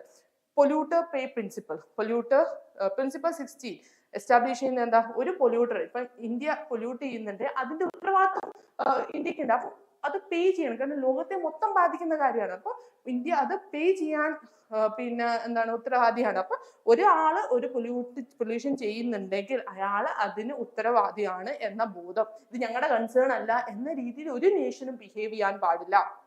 അപ്പം ആ രീതിയിൽ നമുക്ക് എന്ത് ചെയ്യാൻ പറ്റും, എക്കണോമിക് ആക്ടിവിറ്റീസിനെയും അതേപോലെ തന്നെ എൻവയോൺമെന്റൽ കാര്യങ്ങളെയും നമുക്ക് ഒരുമിച്ച് കൊണ്ടുപോകാൻ കഴിയും. Common but differentiated responsibility, CBDR. അതായത് ഇതിൽ ഉദ്ദേശിക്കുന്നത് ഡെവലപ്പിംഗ് നേഷൻസ്, നമ്മളിപ്പം അമേരിക്ക അല്ലെങ്കിൽ യൂറോപ്യൻ നേഷൻസിനെയൊക്കെ നമ്മൾ നോക്കുകയാണെങ്കിൽ അവിടെയാണ് ഏറ്റവും കൂടുതൽ ഇൻഡസ്ട്രിയൽ റെവല്യൂഷൻ പോലത്തെ കാര്യങ്ങളൊക്കെ വന്ന് അവർ ഇത്രയും വികസിക്കുന്നുണ്ടെങ്കിൽ അതിന്റെ ബാക്കിൽ അവർ അത്രയും പൊല്യൂട്ടഡ് ആക്കുന്നുണ്ട് എന്നൊരർത്ഥം കൂടിയുണ്ട്. അപ്പം അതേസമയത്ത് ഡെവലപ്പിംഗ് ആയിട്ടുള്ള നേഷൻസ് ഒരിക്കലും ഇത്രയും പൊല്യൂഷൻ ഭൂമിക്ക് വേണ്ടി നടത്തിയിട്ടില്ല. അപ്പം എന്താണ്, അവരൊരു കാര്യം റെക്കഗ്നൈസ് ചെയ്തു, ഈ പൊല്യൂട്ട് ചെയ്ത ആളുകൾ ഇപ്പം നല്ല ശക്തരായിട്ട് പൈസയും എക്കണോമിയും ഒക്കെ ഉള്ള ആളുകൾ എന്ത് ചെയ്യണം, ഈ ഡെവലപ്പിംഗ് ആയിട്ടുള്ള നേഷൻസിനെ പ്രൊമോട്ട് ചെയ്യണം, അവരെ എന്തിനു സഹായിക്കണം, ഈ പൊല്യൂഷനെയും ക്ലൈമറ്റ് ചേഞ്ചിനെയും ഒക്കെ മിറ്റിഗേറ്റ് ചെയ്യാൻ സ്പെഷ്യൽ ആയിട്ടുള്ള ഒരു ഉത്തരവാദിത്വം ഇത്രയും പൊല്യൂഷൻ ചെയ്ത വേൾഡിലെ ഡെവലപ്ഡ് നേഷൻസിന് ഉണ്ട് എന്നൊരു ബോധ്യം, എന്നൊരു ഐഡിയ ഇവർ ലോകത്തിന് കൊടുത്തു. അപ്പം impact and implementation. The Rio declaration laid the groundwork for subsequent international environment agreement such as, അവരാണ് the Kyoto protocol, Paris agreement, അതേപോലെ തന്നെ അജണ്ട 21 പോലത്തെ സാധനങ്ങൾ മുന്നോട്ട് കൊണ്ടുവന്നത്. അതെന്താ ചെയ്തത്, ഇന്റർനാഷണൽ കോർപ്പറേഷനും നാഷണൽ പോളിസീസിനും ഒന്ന് ഡിസൈൻ ചെയ്യാണ് ചെയ്തത്. കാര്യമായിട്ടുള്ള ചാലഞ്ചസും ക്രിറ്റിസിസും ഇവർ ഫേസ് ചെയ്തിട്ടുണ്ട്. ഉദാഹരണത്തിന് പിന്നെ ഇൻസഫിഷ്യൻറ്റ് ഫണ്ടിങ്ങും പൊളിറ്റിക്കൽ റിലക്റ്റൻസും രാജ്യങ്ങൾ തമ്മിലുള്ള എന്താണ് ഒരു അസ്വസ്ഥതയും ഒക്കെ ഉണ്ടായിരുന്നു. അപ്പം ഇത്തരത്തിലുള്ള ചാലഞ്ചസും അവർ ഫേസ് ചെയ്തിട്ടുണ്ട്. ചുരുക്കി പറഞ്ഞാൽ ഇത് രണ്ടും ഉദ്ദേശിക്കുന്നത് എന്താണ്? സസ്റ്റൈനബിൾ ഡെവലപ്മെന്റിലേക്കും അതേപോലെ തന്നെ ഇൻക്ലൂസീവ് ആയിട്ടുള്ള ഒരു ഗ്രോത്ത്, എല്ലാവരെയും ഉൾപ്പെടുത്തിയിട്ടുള്ള, എല്ലാ ഫാക്ടേഴ്സും ഉൾപ്പെടുത്തിയിട്ടുള്ള ഒരു ഗ്രോത്ത് ആണ് ഇവരെല്ലാവരും ഉദ്ദേശിച്ചത്. ഇനി സെക്ഷൻ 2ലേക്ക് നമ്മൾ കടക്കുകയാണ്. നമ്മുടെ 5ാമത്തെ ചോദ്യത്തിലേക്ക് നമ്മൾ കടക്കുകയാണ്. What examine the interrelationship between sustainable development and food security? സുസ്ഥിരമായ ഡെവലപ്മെന്റും ഭക്ഷ്യസുരക്ഷയും തമ്മിലുള്ള ആ ബന്ധത്തെ കുറിച്ചാണ് നിങ്ങളോട് ചോദിച്ചിട്ടുള്ളത്. അപ്പൊ നിങ്ങൾ 2 ടേംസ്, നിങ്ങൾ ഒരു ഉത്തരം ചെയ്യുമ്പോൾ, ഒരു ക്വസ്റ്റ്യന് ഉത്തരം നിങ്ങൾ പറയുകയാണെങ്കിൽ നിങ്ങൾ 2 ടേംസിനെ കാര്യമായി ശ്രദ്ധിക്കണം. അതായത് അതിലെ ടേംസ് എന്താണോ അതിനെ നിങ്ങൾ ശ്രദ്ധിക്കണം. അപ്പം ഒന്ന് ഇന്റർ റിലേഷൻ, ഇത് തമ്മിലുള്ള ബന്ധം. എന്ത് തമ്മിലുള്ള ബന്ധമാണ്? Sustainable development, food security. Sustainable development നിങ്ങൾക്കറിയാം, സുസ്ഥിരമായ വികസനത്തെയാണ് നമ്മൾ സസ്റ്റൈനബിൾ ഡെവലപ്മെന്റ് എന്ന് പറയുന്നത്. ഫുഡ് സെക്യൂരിറ്റി എന്ന് പറഞ്ഞാൽ എന്താ? ഭക്ഷ്യസുരക്ഷ. ഇത് തമ്മിലുള്ള ബന്ധം എന്താണ് എന്ന് നമുക്ക് നോക്കാം. The interrelationship between sustainable development and food security is both complex and critical. വളരെ കോംപ്ലക്സ് ആണ്, വളരെ ക്രിട്ടിക്കലും ആണ്. As ensuring a stable and sufficient food supply is fundamental to achieving broader sustainable development. അപ്പം ഈ ഒരു സസ്റ്റൈനബിൾ ഡെവലപ്മെന്റിലേക്ക് നമ്മൾ പോകുമ്പോൾ ഭക്ഷണം എന്ന് പറഞ്ഞാൽ ഫുഡ് സപ്ലൈ വളരെ ഇമ്പോർട്ടൻ്റ് ആണ്. ഈ കൺസെപ്റ്റ്സ് ഒക്കെ പരസ്പരം ബന്ധപ്പെട്ട് കിടക്കുന്നതുമുണ്ട്. അപ്പൊ ആദ്യം നമ്മൾ സസ്റ്റൈനബിൾ ഡെവലപ്മെന്റിനെ കുറിച്ച് പറയാം. നമുക്കറിയാം, നമ്മൾ നേരത്തെ സംസാരിച്ച കാര്യങ്ങളാണ്. അതായത് നമ്മുടേതായ we are thinking about the future as well as we have to fulfil the needs of the present and also we have to be concerned about the future. അതാണ് സസ്റ്റൈനബിൾ ഡെവലപ്മെന്റ്. അതിന്റെ 3 പില്ലേഴ്സ് ഉണ്ട്. ഒന്ന് ഞാൻ നിങ്ങളോട് പറഞ്ഞു, economic sustainability, മറ്റൊന്ന് എൻവയോൺമെന്റൽ sustainability, മറ്റൊന്ന് social sustainability. ഈ 3 പില്ലേഴ്സ് ആണ് ഇതിന് കാര്യമായിട്ടുള്ളത്. ഇനി ഭക്ഷ്യസുരക്ഷ എന്ന് പറഞ്ഞാൽ എന്താണ്? ഭക്ഷ്യസുരക്ഷ കേട്ടാൽ, ഫുഡ് സെക്യൂരിറ്റി എന്ന് പറഞ്ഞാൽ കേട്ടാൽ തന്നെ നമുക്ക് കാര്യം അറിയാം. അതിന് നിങ്ങൾ എങ്ങനെ എഴുതും എന്നാണ് ചോദ്യം. Food security exists when all people at all times have physical, social and economic access to sufficient, safe and nutritious. അപ്പോൾ ആളുകൾക്ക് വേണ്ടത്ര ഫുഡ്, അവരുടെ ഡയറ്ററി നീഡ്സിനെ ഫുൾഫിൽ ചെയ്യുന്ന അത്ര ഭക്ഷണം അവർക്ക് ലഭ്യമാവണം. അവരൊരു ഹെൽത്തി ലൈഫ് ലീഡ് ചെയ്യണം. അതിന് കാര്യമായ ഒരുപാട് ഡയമെൻഷൻസ് ഉണ്ട്. ഏതൊക്കെയാണ് ആ ഡയമെൻഷൻസ്? ഒന്ന് ഫുഡിന്റെ അവൈലബിലിറ്റി, മറ്റൊന്ന് ആക്സസ്, അതായത് ഭക്ഷണം എല്ലാവർക്കും കിട്ടണം, ഭക്ഷണം അഡ്വക്കേറ്റ് എമൗണ്ടിൽ കിട്ടണം. യൂട്ടിലൈസേഷൻ, അതായത് നമുക്ക് എന്താണ് ആ ഭക്ഷണം ന്യൂട്രീഷ്യസ് ആണോ, നമ്മുടെ എല്ലാ ന്യൂട്രീഷൻ നീഡ്സിനെ അത് ഫുൾഫിൽ ചെയ്യുന്നുണ്ടോ. ഇന്ത്യ പോലത്തെ രാജ്യങ്ങൾ ഇപ്പം കണ്ടിന്യൂസ് ആയിട്ട് ഫേസ് ചെയ്യുന്ന ഒരു കാര്യമാണ് മാൽ ന്യൂട്രീഷൻ. നമ്മൾ ഒരുപാട് ആളുകൾ മരണപ്പെടുന്നു, പ്രത്യേകിച്ച് സ്ത്രീകളും കുട്ടികളും ആ കാര്യത്തിൽ വളരെ മുന്നിലാണ്. അപ്പം മാൽ ന്യൂട്രീഷൻ നമ്മളെ സംബന്ധിച്ച് നമ്മൾ ഒരുപാട് കാർബ്സ് കഴിക്കും, നമ്മൾ പ്രോട്ടീൻ കഴിക്കാൻ പറഞ്ഞു, ഹെൽത്തി ഫാറ്റ്സ് കഴിക്കാൻ പറഞ്ഞു, ഫൈബർ കഴിക്കാൻ പറഞ്ഞു. അപ്പൊ ഇതൊക്കെ നമ്മുടെ ഭക്ഷണത്തിൽ ഇമ്പോർട്ടൻ്റ് ആണ്. അപ്പൊ ഈ ഭക്ഷണത്തെ കുറിച്ച് കൃത്യമായിട്ടുള്ള അറിവ് ഉണ്ടാകുക. സ്റ്റെബിലിറ്റി, അതായത് നമുക്ക് പിന്നെ കൺസിസ്റ്റന്റ് ആക്സസ്, നമുക്ക് കൺസിസ്റ്റന്റ് ആയിട്ട് നമുക്ക് ഫുഡ് കിട്ടിക്കൊണ്ടേയിരിക്കണം. ഇനി ഇത് തമ്മിലുള്ള ബന്ധം എന്താണ്? What is the Inter relationship between sustainability and food security എന്നതാണ് അഗ്രികൾച്ചർ പ്രാക്ടീസ്. അപ്പം ആ ഒരു സംഭവം മുന്നോട്ട് കൊണ്ടുപോകാൻ നമുക്ക് എന്തൊക്കെ ചെയ്യാം? ആദ്യത്തേത് agricultural practice. Sustainable agriculture practice such as crop rotation, organic farming, agro forestry, ഇതെല്ലാം വളരെ ഇമ്പോർട്ടൻ്റ് ആണ്. എന്തിന്? നമ്മൾ സോയിൽ ഫെർട്ടിലിറ്റി, അതേപോലെ തന്നെ പെസ്റ്റിസൈഡിന്റെ യൂസ്, വാട്ടർ കൺസർവേഷൻ, ഇതൊക്കെ മുന്നോട്ട് കൊണ്ടുപോകാൻ. These practices enhance long term security by ensuring that food production system remain productive and resilient. അപ്പോൾ ഫുഡ് പ്രൊഡക്ഷൻ സിസ്റ്റം എന്താ വളരെ പ്രൊഡക്റ്റീവ് ആയിട്ടും റെസിലിയന്റ് ആയിട്ടും മുന്നോട്ട് പോകാൻ ഇത് ഇമ്പോർട്ടൻ്റ് ആണ്. Climate change mitigation, sustainable development aim ചെയ്യുന്നത് എന്താ? ഈ പറയുന്ന ക്ലൈമറ്റ് ചേഞ്ചിന്റെ ഇമ്പാക്ട്സിനെ റെഡ്യൂസ് ചെയ്യാനാണ്. which directly affect the food security through altered weather patterns. അതായത് വെതർ പാറ്റേണിനെ പിന്നെ നമ്മൾ എടുത്ത് തന്നെ നമ്മൾ ഫുഡ് സെക്യൂരിറ്റി എന്ന കാര്യത്തെ മുന്നോട്ട്. കാരണം ഇന്നത്തെ കാലത്ത് നമുക്കറിയാം ഒരുപാട് കർഷകർ ഒരുപാട് പ്രശ്നങ്ങൾ ഫേസ് ചെയ്യുന്നുണ്ട്. സമയമില്ല സമയത്ത് മഴ പെയ്യുന്നു, അതായത് വെയിലുള്ള സമയത്ത് വെയിലില്ല. അപ്പം ഇതൊക്കെ ക്ലൈമറ്റ് ചേഞ്ച് കാരണം സംഭവിക്കുന്ന. അപ്പം ഈ കാര്യത്തെ മുന്നോട്ട് കണ്ടുകൊണ്ട് നമ്മൾ എന്ത് ചെയ്യണം? ആ രീതിയിലുള്ള ഒരു ഫുഡ് പ്രാക്ടീസസ് നമ്മൾ തുടങ്ങണം. അതായത് ഡ്രോട്ട് റെസിസ്റ്റന്റ് ആയിട്ടുള്ള ക്രോപ്സിനെ നമ്മൾ പ്രൊമോട്ട് ചെയ്യണം, ഇത്തരത്തിലുള്ള കാര്യങ്ങൾ. ഇനി economic sustainability and food access. Economic സസ്റ്റൈനബിലിറ്റിയും ഫുഡ് ആക്സസും എങ്ങനെയാണ് പരസ്പരം ലിങ്ക് ആയി കിടക്കുന്നത്? Economic growth, economic stability and growth improve food security by increasing household അതായത് ഓരോ വീട്ടിലെയും നമ്മൾ എന്താണ് ഇൻകം കൂട്ടിക്കൊണ്ട് നമുക്ക് ഫുഡ് സെക്യൂരിറ്റിയിലേക്ക് എത്താൻ കഴിയും. Sustainable economic policies ensure that growth does not deplete resource or harm economic ecosystem that future food production depends on. മറ്റൊന്ന് market access ആണ്. അതായത് നമുക്ക് കൃത്യമായിട്ടുള്ള പിന്നെ ഫുഡ് സെക്യൂരിറ്റിക്ക് ഒരു മാർക്കറ്റ് ആക്സസ് ഉണ്ടാവുക എന്നത് ഇമ്പോർട്ടൻ്റ് ആണ്. മറ്റൊന്ന് social sustainability and food utilisation. ഒന്ന് ഈക്വിറ്റി ആൻഡ് ഇൻക്ലൂഷൻ. അതായത് പൈസക്കാരന് മാത്രം കിട്ടിയാൽ പോരാ, ഭക്ഷണം ആർക്കും കിട്ടണം, മാർജിനലൈസ് ആയിട്ടുള്ള കമ്മ്യൂണിറ്റിയും കിട്ടണം. മറ്റൊന്ന് കമ്മ്യൂണിറ്റി റെസിലിയൻസ് ആണ്. അതായത് ഈ പറയുന്ന പ്രശ്നങ്ങളും കാര്യങ്ങളും നമുക്ക് എൻവയോൺമെന്റൽ സ്ട്രെസ്സും ഒക്കെ വരും. ആ സമയത്ത് ഒരു കമ്മ്യൂണിറ്റി എന്ന നിലയ്ക്ക് നമുക്ക് ഫുഡ് സെക്യൂരിറ്റി നമ്മുടെ ഒരു വലിയ എന്താണ് കൺസേൺ ആക്കി നമുക്ക് മാറ്റേണ്ട ആവശ്യം വരും. പിന്നെ integrated policy and governance, holistic approaches. Effective governance integrates policy. അതായത് എഫക്റ്റീവ് ഗവർണൻസ് എന്ന് പറഞ്ഞാൽ ഈ പറയുന്ന ഫുഡ് സെക്യൂരിറ്റി അതിലൊരു വലിയ മാനദണ്ഡമായിരിക്കും. കാരണം സസ്റ്റൈനബിൾ ഡെവലപ്മെന്റ് അത് ഇമ്പോർട്ടൻ്റ് ആണ്. അതിനെ നമ്മൾ പ്രൊമോട്ട് ചെയ്യണം. അതായത് റൂറൽ ഇൻഫ്രാസ്ട്രക്ചറിൽ അഗ്രികൾച്ചറിനെ നമുക്ക് മാക്സിമം പ്രൊമോട്ട് ചെയ്യാൻ കഴിയണം. അതേപോലെ തന്നെ ഒരു സോഷ്യൽ സേഫ്റ്റി നെറ്റ്സും അതിനാവശ്യമാണ്. ഇന്റർനാഷണൽ കോർപ്പറേഷൻ നമ്മളൊരു ലോകമാണ്. We live in the same world, right? അപ്പോൾ ഒരു സ്ഥലത്ത് നടക്കുന്ന ഒരു പ്രശ്നം നമ്മളെ ഇപ്പൊ ആമസോൺ ഫോറസ്റ്റ് കത്തി നശിക്കുമ്പോൾ ഇന്ത്യയിൽ കിടക്കുന്ന നിങ്ങൾക്കും എനിക്കും ഇത് പ്രശ്നമാണ്. അതേപോലെ തന്നെ ഭൂമിയിൽ ഒരു സ്ഥലത്ത് ഭക്ഷണത്തിന് ക്ഷാമമുണ്ടെങ്കിൽ മറ്റൊരു ഭാഗത്തെ ആളുകളെ സംബന്ധിച്ചിടത്തോളം അത് ഇമ്പോർട്ടൻ്റ് ആയിരിക്കും. സോ ഗ്ലോബൽ ചാലഞ്ചസ്, ഗ്ലോബലി ഒരുപാട് പ്രശ്നങ്ങൾ നമുക്ക് ഫേസ് ചെയ്യുന്നുണ്ട്. ഒന്ന് ക്ലൈമറ്റ് ചേഞ്ച് ആണ്, മറ്റൊന്ന്. അപ്പം ഇതൊക്കെ വെച്ച് നോക്കുമ്പോൾ പാരീസ് അഗ്രിമെന്റ്, അതേപോലെ തന്നെ സസ്റ്റൈനബിൾ ഡെവലപ്മെന്റ് ഗോൾസ്, ഇതൊക്കെ ഫുഡ് സെക്യൂരിറ്റിനെ അവരുടെ മെയിൻ ടാർഗറ്റ് ആയിട്ട് വെക്കുന്നുണ്ട് താനും. ഇനി conclusion. The interrelationship between sustainable development and food security is evident across economic, social and എൻവയോൺമെന്റൽ ഡയമെൻഷൻസ്. സസ്റ്റൈനബിൾ ഡെവലപ്മെന്റ് എന്താണ്? ഒരു ഹോളിസ്റ്റിക് പോളിസിയാണ് തരുന്നത് ലോങ് ടേം ഫുഡ് പിന്നെ സെക്യൂരിറ്റിക്ക് വേണ്ടിയിട്ടുള്ള.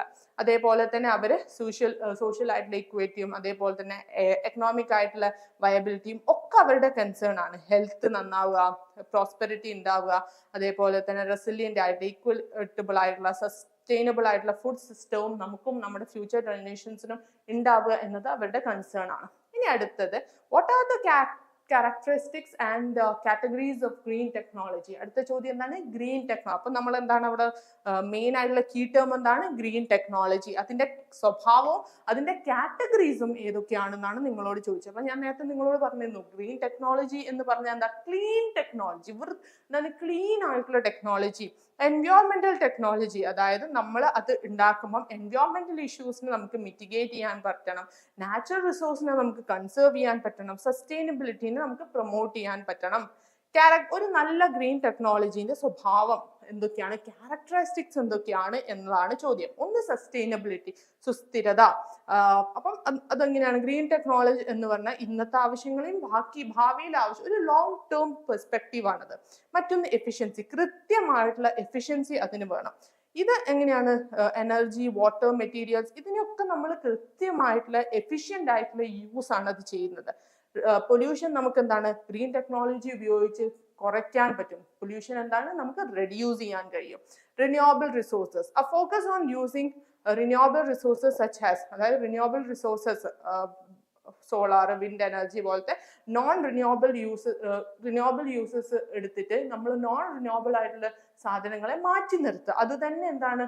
ഒരു ഗ്രീൻ ടെക്നോളജി ആണ്. ഇനി എക്കോ ഫ്രണ്ട്ലിനെസ്, ഇതിന്റെ മറ്റൊരു സ്വഭാവമാണ് എന്ത്? ബയോഡിഗ്രേഡബിൾ ആയിരിക്കും, ചെറിയ കാർബൺ എമിഷനെ നടത്തുള്ളൂ, ടോക്സിക് ആയിരിക്കില്ല, ആരെയും കൊല്ലൂല എന്ന് ചുരുക്കം. Innovation, green technologies are often involved innovating solution and approaches to, അതായത് അവരെന്താണ് എല്ലാത്തിനും ഒരു സൊല്യൂഷൻ ആയിരിക്കും. എൻവയോൺമെന്റൽ ചേഞ്ചസ് ആയിക്കോട്ടെ, ന്യൂ മെറ്റീരിയൽ പ്രോസസ്സ്, ഇതിനൊക്കെ ഒരു സൊല്യൂഷൻ ആണ് അവർ. അതൊക്കെ ഒരു റീസൈക്കിൾബിലിറ്റി ഉണ്ട്. അതായത് പിന്നെ ഉപയോഗിക്കുന്ന കാര്യങ്ങൾ നമുക്ക് ഓവറോൾ എൻവയോൺമെന്റൽ ഇമ്പാക്ട് ഉണ്ടാക്കാതെ തന്നെ കൃത്യമായിട്ട് നമുക്ക് റീസൈക്കിൾ ചെയ്ത് ഉപയോഗിക്കാൻ പറ്റുന്ന രീതിയിലാണ് കാര്യങ്ങൾ പോവുക. ഇനി അതിന്റെ കാറ്റഗറീസ് ഏതൊക്കെ തരത്തിലുള്ള പിന്നെ ഗ്രീൻ ടെക്നോളജീസ് ആണ് ഇന്നത്തെ കാലത്ത് നമുക്ക് അവൈലബിൾ ആയിട്ടുള്ള? റിന്യൂവബിൾ എനർജിയിൽ തന്നെ നമുക്ക് സോളാർ, നമുക്കറിയാം സൂര്യദേവൻ, നമുക്ക് ഇഷ്ടംപോലെ ഇന്ത്യ പോലത്തെ ഒരു രാജ്യത്തിന് ഇഷ്ടംപോലെ സൂര്യപ്രകാശം ഉണ്ട് അല്ലെ. അപ്പം ആ ഒരു സോളാർ എനർജി ഉപയോഗിച്ച് നമുക്ക് വീട്ടില് ലൈറ്റ് കത്തിക്കാം, നമുക്ക് വെള്ളം ചൂടാക്കാം, ഭക്ഷണം പാകം ചെയ്യാം, ഒരുപാട് കാര്യങ്ങൾ നമുക്ക് ചെയ്യാം. അതെന്താണ്, നമ്മുടെ എൻവയോൺമെന്റിന് യാതൊരു പ്രശ്നവും വരുത്തുന്നില്ല. മറ്റൊന്ന് വിൻഡ് പവർ. നമുക്ക് വലിയ വലിയ പിന്നെ വിൻഡ് മിൽസ് നിങ്ങൾ കണ്ടിട്ടില്ലേ, തമിഴ്നാട്ടിലെ പല സ്ഥലങ്ങൾ, പല സിനിമകൾ ഇങ്ങനെയുള്ള, അതായത് വലിയ വലിയ വിൻഡ് മിൽസ് ഉണ്ടാവും. ഇപ്പൊ ഉദാഹരണത്തിന് അതിന്റെ ഷേപ്പ് ഒക്കെ നിങ്ങൾക്ക് അറിയായിരിക്കും. ഇതാണ് വിൻഡ് മിൽ, ഇങ്ങനെയൊക്കെ ആയിരിക്കും ഉണ്ടാവും, വലിയൊരു സാധനമായിരിക്കും. അപ്പം ഒരു കാറ്റടിക്കുന്ന ഒരു സ്ഥലത്ത് നിന്ന്, അപ്പൊ കാറ്റിന്റെ ശക്തി കൊണ്ട് ഈ വിൻഡ് മിൽ ഇങ്ങനെ കറങ്ങുന്നു, എന്നിട്ട് അവിടെ നിന്ന് എന്താണ് എനർജി ഉണ്ടാക്കുന്നു, അത് നമ്മൾ ആൾക്കാർക്ക് കൊടുക്കുന്നു. അപ്പം ഭൂമിക്ക് യാതൊരു പ്രശ്നങ്ങളും ഇല്ല. Hydro power, generating electricity from energy flowing and falling water. വലിയൊരു ഉയരത്തിൽ നിന്ന് വീഴുന്ന വെള്ളത്തിൽ നിന്ന് നമ്മൾ എനർജി ഉണ്ടാക്കുന്നത്. ഡാമുകളൊക്കെ അതിനല്ലേ നമ്മളെ സഹായിക്കുന്നത്. നമ്മൾ കോളിൽ നിന്നും എനർജി ഉണ്ടാക്കുന്നു. പക്ഷെ ഇത് എന്താണ്, പിന്നെ എൻവയോൺമെന്റിന് യാതൊരു പ്രശ്നം ഉണ്ടാക്കുന്നു. അതേസമയത്ത് കോളൊക്കെ ആണെങ്കിലോ, കൽക്കരിയൊക്കെ ആണെങ്കിൽ എൻവയോൺമെന്റിന് ഒരുപാട് പ്രശ്നങ്ങൾ ഉണ്ടാക്കുന്നത്. മറ്റൊന്ന് ബയോമാസ്, അതായത് നമ്മൾ ഓർഗാനിക് മെറ്റീരിയലിനെ, വേസ്റ്റ് മെറ്റീരിയലിനെ നമ്മൾ എന്ത് ചെയ്യാണ്, എനർജി ആക്കി മാറ്റുകയാണ്. ഇനി energy efficiency. Energy efficient appliances നമ്മൾ ഉപയോഗിക്കാം. അതായത് നമുക്ക് കുറച്ച് എനർജി തന്ന് നമുക്ക് കൂടുതൽ എഫക്റ്റ് തരുന്ന, അതായത് നമുക്ക് എനർജി സ്റ്റാർ റേറ്റഡ് ആയിട്ടുള്ള ആ രീതിയിലുള്ള അപ്ലയൻസസ് ഉപയോഗിക്കാം. ഗ്രീൻ ബിൽഡിങ്സ് ഉപയോഗിക്കാം. അതായത് നമുക്ക് പകലടക്കം ലൈറ്റ്, നമ്മൾ ചില വീടുകളിലെ ലക്ഷറി നമ്മൾ കാണില്ലേ, ജസ്റ്റ് വീട്ടിലേക്ക് കയറുമ്പോൾ തന്നെ ഒരു 5 സ്റ്റാർ ലക്ഷറി, മേ ബി അവരുടെ ഇഷ്ടം നോക്കാം, അവർക്ക് പറയാം. പക്ഷെ പ്രശ്നം എന്താണെന്ന് വെച്ചാൽ അത് അത്രയും റിസോഴ്സസിനെ ഡിപ്ലീറ്റ് ചെയ്യുന്നുണ്ട്. ഏതോ ഒരാളുടെ വീട്ടിൽ കത്താനുള്ള ഒരു ലൈറ്റ്, ഒരു കാര്യമില്ലാണ്ട് നമ്മൾ 10-60 ലൈറ്റ് വെറുതെ കത്തിച്ചു വെക്കണം. അപ്പം തന്നെ നമ്മൾ എനർജീനെ മിസ്യൂസ് ചെയ്യാണ്. അപ്പൊ അതിന് പകരം നമുക്ക് എന്താ, നല്ല സോളാർ ഇൻസുലേഷൻ ഉള്ള രീതിയിലുള്ള വീടുകൾ ഉണ്ടാക്കാം. കൂടുതൽ അങ്ങനത്തെ മെറ്റീരിയൽസ് ഉപയോഗിക്കാം. എൻവയോൺമെന്റിന് ബുദ്ധിമുട്ടുണ്ടാക്കാത്ത രീതിയിൽ വാട്ടർ കൺസർവേഷൻ നമുക്ക് നടത്താം. എങ്ങനെയാണ്, വാട്ടർ എഫിഷ്യന്റ് ആയിട്ടുള്ള ഇറിഗേഷൻ സിസ്റ്റം നമുക്ക് ഉണ്ടാക്കാം. പിന്നെ വാട്ടർ പ്യൂരിഫിക്കേഷൻ നടത്താം. എങ്ങനെയാണ്, നമ്മൾ ഡീസാലിനേഷൻ, കടലിലെ വെള്ളത്തിനെ നമുക്ക് ഡീസാലിനേറ്റ് ചെയ്യാം, ഉപ്പ് രസം മാറ്റിയിട്ട് നമുക്കത് ഉപയോഗിക്കാം. അതേപോലെ തന്നെ റെയിൻ വാട്ടർ ഹാർവെസ്റ്റിംഗ് നമുക്ക് നടത്താം. കൃത്യമായിട്ടുള്ള നല്ല രീതിയിൽ ഫിൽട്രേഷൻ നമുക്ക് നടത്താം. പിന്നെ വേസ്റ്റ് മാനേജ്മെന്റ്, അതെങ്ങനെയാണ് നമ്മൾ ചെയ്യുന്നത്, റീസൈക്ലിംഗ് ആൻഡ് റീയൂസ്. നമ്മൾ റീസൈക്കിൾ ചെയ്യുന്നു, റീയൂസ് ചെയ്യുന്നു. സിസ്റ്റം ആൻഡ് പ്രോസസ്സ്, അതായത് അത് ഉപയോഗിക്കുമ്പോൾ വേസ്റ്റ് മെറ്റീരിയൽസിന് വീണ്ടും നമുക്ക്, അതായത് ഒരു പേപ്പർ നമ്മൾ കേട് വന്ന് റീസൈക്കിൾ ചെയ്ത് ഉപയോഗിക്കുമ്പോൾ എന്താ, നമുക്കത് ഉപയോഗപ്പെടുകയും ചെയ്യും, ഒരു മരത്തെ നമുക്ക് രക്ഷിക്കാനും കഴിയും. മറ്റൊന്ന് കമ്പോസ്റ്റിംഗ്, ഓർഗാനിക് മെറ്റീരിയൽ നമുക്ക് കമ്പോസ്റ്റ് ആക്കി വളമാക്കി മാറ്റാം. മറ്റൊന്ന് വേസ്റ്റിൽ നിന്ന് നമുക്ക് എനർജി ഉണ്ടാക്കാം. ഇനി എങ്ങനെയാണ് നമ്മൾ പൊല്യൂഷൻ റിഡ്യൂസ് ചെയ്യുക, how we are going to do this thing, അതായത് പൊല്യൂഷൻ റിഡക്ഷൻ എന്ന് പറയുന്ന പ്രോസസ്സിലേക്ക് നമുക്ക് എങ്ങനെയാ കോൺട്രിബ്യൂട്ട് ചെയ്യാൻ പറ്റുക. ഒന്ന്, എയർ പൊല്യൂഷൻ നമുക്ക് കൺട്രോൾ ചെയ്യാൻ പറ്റും.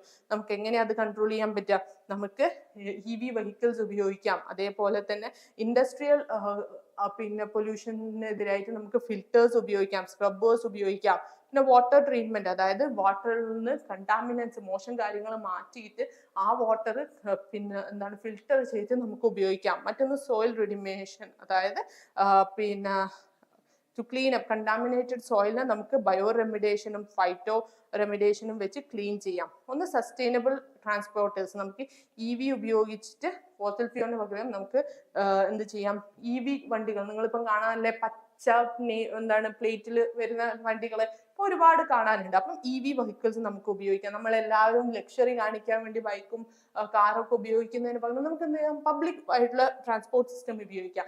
നമുക്ക് സൈക്കിൾ ഉപയോഗിക്കാം. സൈക്കിൾ ഉപയോഗിക്കാൻ നമ്മുടെ ഹെൽത്തിനും നല്ലതാണ്, എൻവയോൺമെന്റിനും നല്ലതാണ്. നമുക്ക് ചീപ്പായി, നമുക്ക് ഒരുപാട് അതിലേക്ക് പൈസ ഇടാം. നമുക്ക് പെട്രോളിന്റെ വില എത്രയാണെന്ന് നമുക്ക് ഇപ്പൊ അറിയാം. അപ്പം സൈക്കിൾ ഉപയോഗിച്ച് കഴിഞ്ഞാൽ അത്രയും നമുക്ക് ഗുണമാണ്. അപ്പം സൈക്കിൾസിനെ പ്രൊമോട്ട് ചെയ്യാം.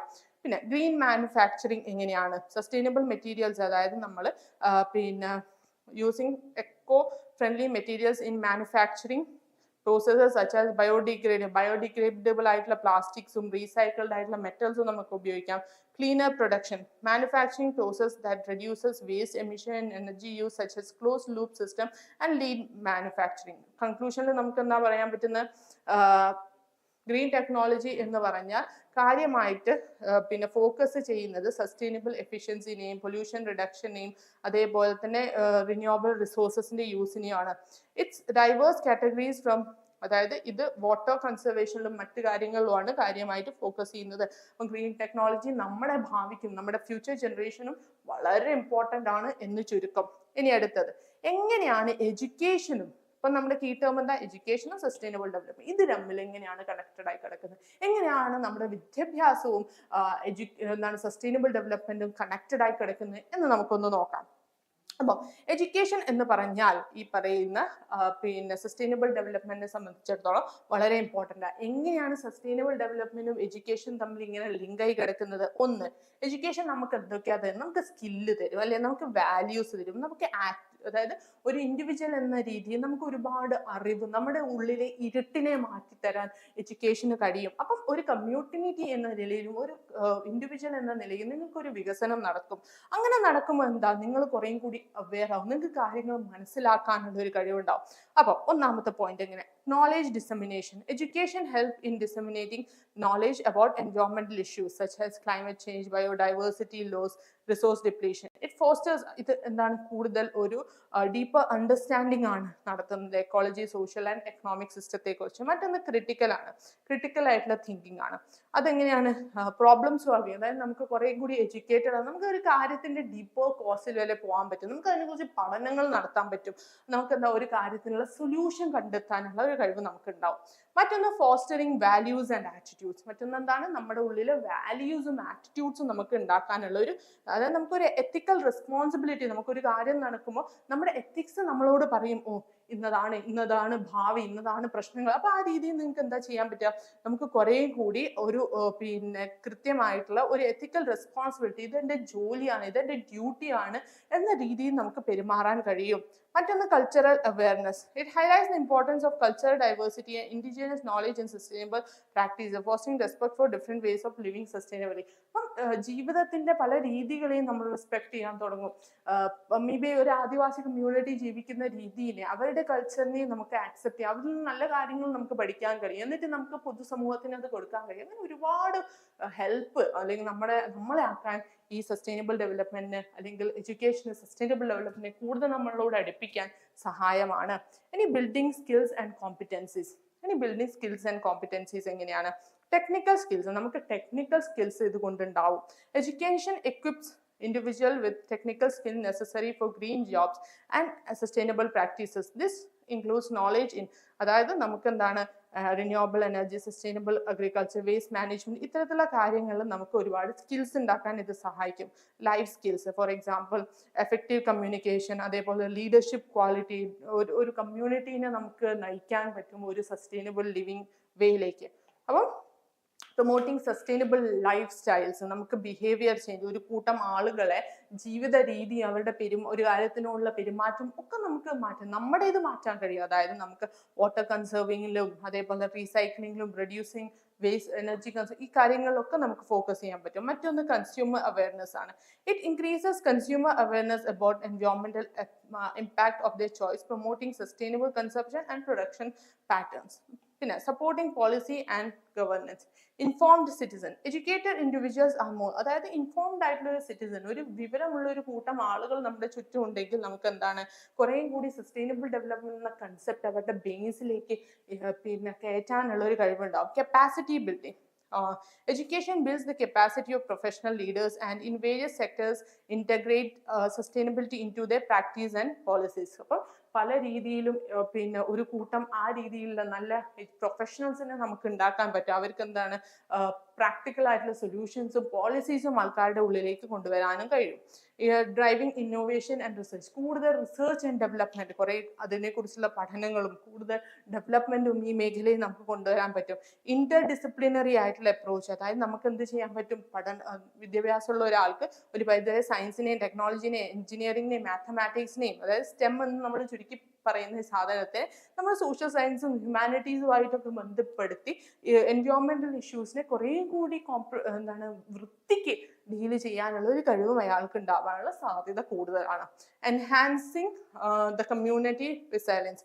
കമ്മ്യൂണിറ്റീനെ എംപവർമെന്റ് ചെയ്യാനും അതേപോലെ തന്നെ മാറുന്ന ലോകത്തിനോടും മാറുന്ന സാഹചര്യങ്ങളോടും ഒത്തുപോയി അതിന് റിയൽ ലൈഫ് സൊല്യൂഷൻസ് കണ്ടുപിടിക്കാനും ഒക്കെ ഇയാൾക്ക് കഴിയും. അതൊക്കെയാണ് എന്ത് ചെയ്യാൻ പറ്റുക, ഈ പറയുന്ന എഡ്യൂക്കേറ്റഡ് ആയിട്ടുള്ള ഒരാളുടെ ഗുണം. ഗ്ലോബൽ കോർപ്പറേഷനിലേക്ക് ലോകത്ത് എന്ത് നടക്കുന്നു എന്ന് അയാൾക്ക് അറിയാൻ പറ്റുമായിരിക്കും. കൂടുതൽ അറിവ് അയാൾ നേടാൻ ശ്രമിക്കും. അപ്പൊ എന്താണ്, നമുക്ക് കൂടുതൽ എഡ്യൂക്കേഷൻ നമ്മുടെ ഒരു ഗ്ലോബൽ സിറ്റിസൺ ആക്കി മാറ്റും. നമ്മളൊരു ഇന്ത്യൻ സിറ്റിസൺ ആണെന്ന് വെച്ചാൽ ഇന്ത്യ ഒരു വേറെ ഗ്രഹമൊന്നുമല്ല, നമ്മൾ ഈ ഭൂമിയുടെ ഭാഗം തന്നെയാണ്, നമ്മളെല്ലാവരും ഗ്ലോബൽ സിറ്റിസൺ ആണ് എന്നൊരു ചിന്ത നമ്മുടെ ഉള്ളിൽ ഉണ്ടാവുമ്പോഴാണ് ഈ ലോകത്ത് നടക്കുന്ന പ്രശ്നങ്ങൾ, ഞാനും അമേരിക്കക്കാരനും ചൈനക്കാരനും ഒരേപോലെ എന്ന ചിന്ത നമ്മുടെ ഉള്ളിൽ ഉണ്ടാവുക എന്നുള്ളത് വളരെ ഇമ്പോർട്ടൻ്റ് ആണ്. അപ്പൊ എന്താണ്, നമുക്ക് സസ്റ്റൈനബിലിറ്റി ഇഷ്യൂസിനെ കുറിച്ച് നമുക്ക് സംസാരിക്കാൻ പറ്റും. കുറേ കൂടി ലോകത്തിനോട് നമുക്ക് ചേർന്ന് ഈ കാര്യങ്ങൾക്ക് ഒരു ഗ്ലോബൽ കോപ്പറേഷൻ മെന്റാലിറ്റി നമ്മൾ കാണിക്കും.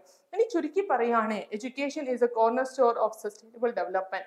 അതെന്താണ്, നമുക്ക് വാല്യൂസും സ്കിൽസും സസ്റ്റൈനബിൾ ലൈഫ് സ്റ്റൈലും പോളിസിയും ഒക്കെ നമ്മുടെ ഉള്ളിൽ ഉണ്ടാക്കും. നമുക്ക് ഗ്ലോബൽ കോപ്പറേഷനിലേക്ക് നമുക്ക് നയിക്കും. അതോടുകൂടി നമുക്ക് എന്താ ഒരു ഫ്യൂച്ചർ, പിന്നെ ഒരു സസ്റ്റൈനബിൾ ഫ്യൂച്ചർ എന്ന് പറയുന്നത് കുറേ കൂടി നമ്മുടെ ലൈഫിനോട് അടുത്ത് കിടക്കും. നമ്മൾ ഇൻഡിവിജ്വൽസിനെ മാത്രമല്ല കമ്മ്യൂണിറ്റീസിനെയും നമ്മൾ പിന്നെ ഇൻസ്പയർ ചെയ്യും. ഇക്വിറ്റബിൾ റെസിലിയന്റ് ആയിട്ടുള്ള ഒരു സസ്റ്റൈനബിൾ ആയിട്ടുള്ള വേൾഡ് നല്ല രീതിയിൽ സൃഷ്ടിക്കാൻ ഇയാൾക്ക് കഴിയും. ഇനി അടുത്തത് നിങ്ങൾക്ക് എന്താണ്, നേരത്തെ നമ്മൾ കണ്ടതുപോലെ തന്നെയുള്ള ഷോർട്ട് നോട്ട്സ് ആണ് നിങ്ങൾക്ക് എഴുതേണ്ടത്. ആൾട്ടർനേറ്റീവ് റിസോഴ്സ് യൂസിനെ കുറിച്ചും പിന്നെ കോമൺ ബട്ട് ഡിഫറൻഷിയേറ്റഡ് റെസ്പോൺസിബിലിറ്റി, അതായത് CDBR. അപ്പം കോമൺ CBDR എന്ന് പറയുന്ന, അതായത് common but differentiated responsibility, CBDR, ഇതിനെ കുറിച്ച് നമ്മൾ നേരത്തെയും സംസാരിച്ചിട്ടുണ്ട്. അപ്പം ഈ പിന്നെ CBDRും അതേപോലെ തന്നെ ഓൾട്ടർനേറ്റീവ് റിസോഴ്സ് യൂസിനെ കുറിച്ചാണ് നമുക്ക് സംസാരിക്കാനുള്ളത്. ഓൾട്ടർനേറ്റ് റിസോഴ്സ് യൂസ് എന്ന് പറയുമ്പോൾ നമ്മൾ സസ്റ്റൈനബിൾ ആയിട്ടുള്ള എൻവയോൺമെന്റ് ഫ്രണ്ട്ലി ആയിട്ടുള്ള മെത്തേഡ്സിലേക്ക് നമ്മൾ പോവുക എന്നതാണ് അതിന്റെ അർത്ഥം. അതായത് നമ്മൾ റിസോഴ്സ് ഡിപ്ലീഷനിൽ ശ്രദ്ധിക്കണം, ക്ലൈമറ്റ് ചേഞ്ചിനെ നമ്മൾ മനസ്സിൽ വെക്കണം, എൻവയോൺമെന്റൽ ഡീഗ്രഡേഷനെ ഒന്നും നമ്മൾ എന്താണ് പ്രൊമോട്ട് ചെയ്യാൻ പാടില്ല. നമ്മൾ അതിനെയൊക്കെ ഇതൊക്കെ നടക്കുന്നുണ്ട് എന്ന പൂർണ്ണമായ റിയാലിറ്റി ഉൾക്കൊണ്ടുകൊണ്ട് നമ്മൾ മറ്റ് സൊല്യൂഷനിലേക്ക് പോവുകയാണ്. എങ്ങനെ റിസോഴ്സസിനെ കൂടുതൽ നല്ല രീതിയിൽ നമുക്ക് ഉപയോഗിക്കാം എന്നാണ് നമ്മൾ ചിന്തിക്കേണ്ടത്. ഓക്കെ, ഇനി renewable energy resources. A significant aspect of alternative resource use is the transition to renewable energy sources. അതായത് നമ്മൾ ഏറ്റവും ആദ്യം ചെയ്യേണ്ട കാര്യം എന്താ, സോളാർ, വിൻഡ്, ഹൈഡ്രോ, ജിയോതെർമൽ പവറിലേക്ക് നമ്മൾ മാറുക. എന്നിട്ട് നമ്മൾ പിന്നെ ഗ്രീൻ ഹൗസ് ഗ്യാസസിന്റെ യൂസ് കുറയ്ക്കുക, അതേപോലെ തന്നെ ഫോസിൽ ഫ്യൂൽസിന്റെ യൂസ് കുറയ്ക്കുക, എൻവയോൺമെന്റൽ പൊല്യൂഷൻ അങ്ങനെ തന്നെ നമുക്ക് കുറഞ്ഞുകൊള്ളും. ഈ സസ്റ്റൈനബിൾ ആയിട്ടുള്ള അഗ്രികൾച്ചർ സുസ്ഥിരമായ കൃഷിയിലേക്ക് നമ്മൾ പോവുക. അതിന് ആകെയുള്ള സൊല്യൂഷൻ എന്താ, ഓർഗാനിക് ഫാമിലേക്ക് പോവുക, പെർമാകൾച്ചർ, ഒരുപാട് സാധനങ്ങൾ ഒരു പെർട്ടിക്കുലർ സിംഗിൾ കൃഷി മോണോകൾച്ചറിലേക്ക് നമ്മൾ പോവാതെ പിന്നെ ഒരുപാട് കൃഷി ഒരുമിച്ച് കൊണ്ടുപോകുന്ന രീതിയിലേക്ക് നമ്മൾ പോവുക. അപ്പം ഇതെന്താണ്, നമ്മളെ കുറേയും കൂടി പിന്നെ എക്കോ ഫ്രണ്ട്ലി ആക്കും. അതേപോലെ തന്നെ കെമിക്കൽ യൂസസ് നടത്താതിരിക്കുക, സോയിലിനെ പിന്നെ എന്താണ് കുറേയും കൂടി ഹെൽത്തി ആക്കി വെക്കാൻ ശ്രമിക്കുക, ഫെർട്ടൈൽ ആക്കി വെക്കാൻ ശ്രമിക്കുക, വാട്ടർ കൺസേർവ് ചെയ്യുക, ഇതൊക്കെ. ഇനി material substitution. This involves replacing non-renewable or environmentally harmful materials with. അപ്പം നമ്മൾ എന്താ പിന്നെ ബാംബൂനെ നമുക്ക് എന്താ പ്ലാസ്റ്റിക്കിന് പകരം ഉപയോഗിക്കാം. അപ്പം പിന്നെ എന്താ പെട്രോളിയം ബേസ്ഡ് സാധനത്തിന് ഉപയോഗിക്കാതെ നമുക്ക് ഹാർഡ്വുഡും അതേപോലെ തന്നെ ബാംബൂ ഒക്കെ ഉപയോഗിക്കാം. അതെന്താണ്, അതിന്റെ പ്രൊഡക്ഷൻ കുറയുമ്പോൾ അത് ഭൂമിക്ക് ഉണ്ടാക്കാൻ പോകുന്ന പ്രശ്നങ്ങളും കുറയ്ക്കും. അപ്പം ബാംബു പോലത്തെ സാധനങ്ങൾ നമ്മൾ ഉപയോഗിക്കാം. വാട്ടർ കൺസർവേഷൻ, നമുക്ക് എന്ത് ചെയ്യാം, റെയിൻ വാട്ടർ ഹാർവെസ്റ്റ് ചെയ്യാം, ഡീസാലിനേഷൻ നടത്താം. ഒരുപാട് നമ്മൾ അണ്ടർ ഗ്രൗണ്ട് വാട്ടറിനെ നമ്മൾ എന്താണ് മിസ്യൂസ് ചെയ്യാതിരിക്കുക, ഫ്രഷ് വാട്ടർ എക്കോസിസ്റ്റത്തിനെ നമ്മൾ പ്രൊട്ടക്ട് ചെയ്തിട്ട് ആ രീതിയിലുള്ള പിന്നെ വാട്ടറിന്റെ ഓവർ യൂസ് ചെയ്യാതെ കൃത്യമായിട്ടുള്ള രീതിയിൽ വാട്ടർ കൺസർവേഷൻ നമ്മൾക്ക് ചെയ്യണം. വേസ്റ്റ് ടു എനർജി, വേസ്റ്റ് എന്ന് പറയുമ്പോൾ ഓർഗാനിക് സാധനങ്ങളെ നമുക്ക് എന്ത് ചെയ്യാം, വേസ്റ്റിനെ നമുക്ക്, അതായത് ബയോഗ്യാസ് ഒക്കെ നിങ്ങൾ കണ്ടില്ല, വേസ്റ്റ് നമുക്ക് എനർജി ആക്കി മാറ്റാം, ആ പ്രോസസ്സ്. അപ്പം ചുരുക്കത്തിൽ നമുക്ക് എന്താ പറയാം, സസ്റ്റൈനബിൾ ഡെവലപ്മെന്റ് എന്ന് പറഞ്ഞാൽ റിന്യൂവബിൾ എനർജി, സസ്റ്റൈനബിൾ അഗ്രികൾച്ചറിന്, അതായത് ഈ പറയുന്ന സാധനങ്ങൾക്ക് ഇപ്പം നമ്മൾ ചെയ്തുകൊണ്ട് നിൽക്കുന്ന നോൺ റിന്യൂവബിൾ ആയിട്ടുള്ള സാധനങ്ങളുടെ അമിതമായ ഉപയോഗം ചെയ്ത് വളരെ അൺസസ്റ്റൈനബിൾ ആയിട്ടുള്ള അഗ്രികൾച്ചർ, വെറും മെറ്റീരിയൽ അല്ലെങ്കിൽ ഇൻഡസ്ട്രിയൽ കൊമേഴ്ഷ്യൽ ബെനിഫിറ്റ്സിന് വേണ്ടി നമ്മൾ ചെയ്യുന്ന കാര്യങ്ങളൊക്കെ നിർത്തിയിട്ട് നമ്മൾ ഇത്തരത്തിലുള്ള സ്റ്റെപ്സ് എടുക്കുക. ഓക്കെ, അതാണ് നമ്മൾ ഓൾട്ടർനേറ്റീവ് യൂസ്. ഇനി അടുത്ത എന്താണ്, നമ്മൾ നേരത്തെ പറഞ്ഞ common but differentiated responsibility, CBDR, principle of common but differentiated responsibility. ഞാൻ നേരത്തെ പറഞ്ഞിരുന്നു, കോമൺ ഡിഫറൻഷിയേറ്റഡ് റെസ്പോൺസിബിലിറ്റി എന്ന് പറഞ്ഞ ഇന്റർനാഷണൽ എൻവയോൺമെന്റൽ ലോ ആൻഡ് പോളിസിയാണ്. ഇത് അക്നോളജ് ചെയ്യുന്ന എന്താണ്, ഇന്നത്തെ നമ്മളെ ലോകത്ത് കാണുന്ന ഈ എൻവയോൺമെന്റൽ മാറ്റങ്ങൾ, ക്ലൈമറ്റ് ചേഞ്ചിനൊക്കെ ഉത്തരവാദി ഈ ലോകത്തിലെ ഒരു കൂട്ടം ജനങ്ങൾ, അതായത് പ്രത്യേകിച്ച് ഇന്ന് നമ്മൾ കാണുന്ന യൂറോപ്യൻ രാജ്യങ്ങൾ, വെസ്റ്റേൺ രാജ്യങ്ങളാണ് ഇതിന് കാര്യമായിട്ട് പ്രശ്നങ്ങൾ ഉണ്ടാക്കിയത്. അവരാണ് എന്താണ് ഈ ഭൂമിക്ക് ഇത്രയ്ക്ക് പ്രശ്നങ്ങളുണ്ട്. കാരണം അവർ ഇൻഡസ്ട്രിയൽ റെവല്യൂഷനിലേക്ക് പോയി, അവർ ഭയങ്കരമായ പിന്നെ എന്താണ് വികസനത്തിലേക്ക് പോയിട്ട്. അപ്പൊ ഈ വികസനം ഒന്നും തിരിച്ചു തരാതെ വന്നതൊന്നുമല്ല. ഈ വികസനത്തിന് അതിൻ്റെതായ പ്രശ്നങ്ങൾ ഉണ്ടായിട്ടുണ്ട്. അതായത് ഈ വികസനങ്ങൾ ഭൂമിക്ക് കൊടുത്ത പ്രഷർ ചെറുതല്ല. ബാക്കിയുള്ള, അതായത് ഇവര് വികസനം നടത്തി, ഇവര് പൊല്യൂട്ടഡ് ആക്കി. പക്ഷെ ബാക്കിയുള്ള ജനങ്ങൾ എന്ത്, അതായത് വെസ്റ്റേൺ കൺട്രീസ്, ഈസ്റ്റിലും നോർത്തിലും സൗത്തിലുള്ള ജനങ്ങൾ എന്ത് പറ്റിച്ചു, അവരൊന്നും ചെയ്തിട്ടല്ലോ. അപ്പൊ എന്താ സംഭവിച്ചത്, ഇവര് പിന്നെ ഡെവലപ്ഡ് ആയി, ഇവരിപ്പോ ഫിനാൻഷ്യലി ഇൻഡിപെൻഡന്റ് ആണ്, ഇവര് വലിയ രാജ്യങ്ങൾ, ഇവർക്ക് വലിയ പവർ ഉണ്ട്. പക്ഷെ അവര് ഭൂമിക്ക് കൊടുത്ത, ഭൂമിയോട് ചെയ്ത തെറ്റുകൾ നമുക്ക് ഒരിക്കലും പൊറുക്കാൻ പറ്റില്ല. അപ്പം ഈ കാര്യം ഇന്റർനാഷണൽ കമ്മ്യൂണിറ്റി അംഗീകരിച്ചു. അതായത് ഡെവലപ്ഡ് ആയിട്ട്, ഇന്ന് ഡെവലപ്ഡ് ആയി നമ്മൾ വിശ്വസിക്കുന്ന ഒരു വലിയ ശതമാനം ആളുകളും ഇങ്ങനെയാണ് ഡെവലപ്ഡ് ആയത്. അപ്പം ഹിസ്റ്റോറിക്കൽ കോണ്ടെക്സ്റ്റിൽ നോക്കുകയാണെങ്കിൽ നമ്മൾ CBDR was first articulated in 1992 Rio declaration. ആദ്യമായിട്ട് ഇത് ആർട്ടിക്കുലേറ്റ് ചെയ്യുന്നത് 1992 Rio declaration on environment and development and later പിന്നെ United Nations framework convention on climate change UNFCCയിലാണ് ഇത് വരുന്നത്. അത് ഹിസ്റ്റോറിക്കൽ ആയിട്ട് ഡെവലപ്ഡ് നേഷൻസ് ഭൂമിയോട് ചെയ്ത തെറ്റിനെ എന്താണ് അംഗീകരിക്കുകയാണ് ചെയ്യുന്നത്. Equity and justice. അപ്പൊ ഈ പിന്നെ principal is grounded on the Notion of equity.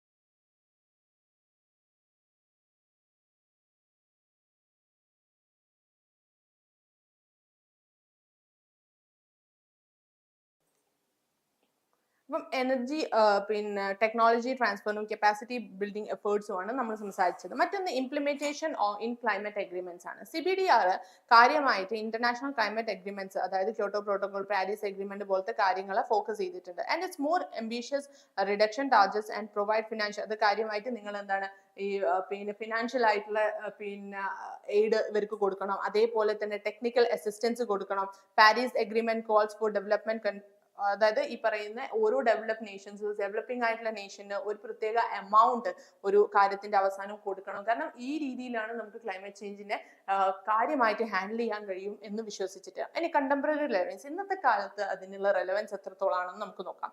Despite broad acceptance CBDR remains, ഇപ്പോഴും ആളുകൾ അംഗീകരിക്കുന്നുണ്ട്. കാരണം ഇങ്ങനെ ഒരു ഹിസ്റ്റോറിക് പാസ്റ്റ് ഈ പറയുന്ന ഡെവലപ്ഡ് നേഷൻസ് ഉള്ളത് കൊണ്ട് തന്നെ developing nations continue to advocate for a greater support and ambitious commitments for developed nations, while some developed countries push more universal. അതായത് ചില ഡെവലപ്പ് ആയിട്ടുള്ള നേഷൻസ് എന്താണ് ഈ കാര്യത്തെ പ്രൊമോട്ട് ചെയ്യുന്നുണ്ട്. അതേസമയത്ത് ചില നേഷൻസ് എന്താണ് പറയുന്നത്, കാര്യങ്ങൾ ഇങ്ങനെയൊന്നുമല്ല, കുറേയും കൂടി റെസ്പോൺസിബിലിറ്റി നമുക്ക് ഷെയർ ചെയ്യുന്ന ഒരു മെക്കാനിസത്തിലേക്ക് നമ്മൾ പോവുക എന്നുള്ളത് ഇമ്പോർട്ടൻ്റ് ആണ്. ഇത് കാര്യമായിട്ടുള്ള ചാലഞ്ചസും ക്രിറ്റിസിസവും ഒക്കെ ഫേസ് ചെയ്തിട്ടുണ്ട്. കാരണം ചിലർ പറയുന്നത് എന്താണ്, ഈ ഡെവലപ്ഡ് ആയിട്ടുള്ള നേഷൻസിനെ കുറിച്ച് ഇങ്ങനെ പറയുന്നതോ അവരുടെ മേലെ ഇങ്ങനത്തെ ഒരു ഫോഴ്സിങ് ചെയ്യുന്നതോ തെറ്റാണ്. കാരണം എന്താ വെച്ചാൽ ഓരോ നേഷന്റെയും പിന്നെ ഇക്കണോമിക് സ്റ്റാറ്റസ് ഒക്കെ മാറിക്കൊണ്ടേയിരിക്കുകയാണ് ഇന്നത്തെ കാലത്ത്. അപ്പൊ ഇപ്പം എന്താണ് ഡെവലപ്പിംഗ് ആയിട്ടുള്ള നേഷൻസ് കുറച്ചു കാലം കഴിഞ്ഞാൽ ഡെവലപ്ഡ് ആയിട്ടുള്ള നേഷൻസ് ആയി മാറുന്നുണ്ട്. അപ്പം ഈ പറയുന്ന ഓൾറെഡി ഡെവലപ്ഡ് ആയിട്ടുള്ള പണ്ട് മുതലേ ഇമ്പോസിഷൻ വന്ന നേഷൻസ് ഇപ്പോഴും പ്രൊവൈഡ് ചെയ്തുകൊണ്ട് നിൽക്കുമ്പോൾ അത് അവരുടെ മേലെ ഒരു അനാവശ്യമായ ഫോഴ്സിങ് അല്ലേ എന്ന ഒരു ചോദ്യം ഇതിന്റെ ഇടയ്ക്ക് വരുന്നത്. അപ്പൊ അത്തരത്തിലുള്ള ക്രിറ്റിസിസവും ഇവർ ഫേസ് ചെയ്യുന്നത്. അപ്പൊ ചുരുക്കി പറഞ്ഞു കഴിഞ്ഞാൽ principle of common but differentiated responsibility is crucial for fostering international corporation അതേപോലെ തന്നെ ഗ്ലോബൽ എൻവയോൺമെന്റൽ ഇഷ്യൂവിനെ കുറിച്ചും ഇത് കാര്യമായിട്ട് കൺസേൺഡ് ആണ്. അതിന്റെ ഫെയർനെസ്സും ഇക്വിറ്റിയും, അതായത് എല്ലാ രാജ്യങ്ങളും സസ്റ്റൈനബിൾ ഡെവലപ്മെന്റിന് ഈക്വലി റെസ്പോൺസിബിൾ ആണെന്നും അവരവരുടെ പിന്നെ കപ്പാസിറ്റി അനുസരിച്ച് ഹിസ്റ്റോറിക് റെസ്പോൺസിബിലിറ്റി അനുസരിച്ച് പെരുമാറണം എന്നും പിന്നാണ് ചുരുക്കം നമ്മൾ ഇത് കൺക്ലൂഡ് ചെയ്യുമ്പോൾ കാണാനുള്ളത്. അപ്പം ഈ രീതിയിലായിരിക്കണം നിങ്ങൾ ഉത്തരങ്ങൾ കൊടുക്കേണ്ടത്. ഇനി ഇതോടുകൂടി നമ്മുടെ ഇന്നത്തെ ഈ സെഷൻ അവസാനിക്കുന്നു. Thank you for being with me. Thank you.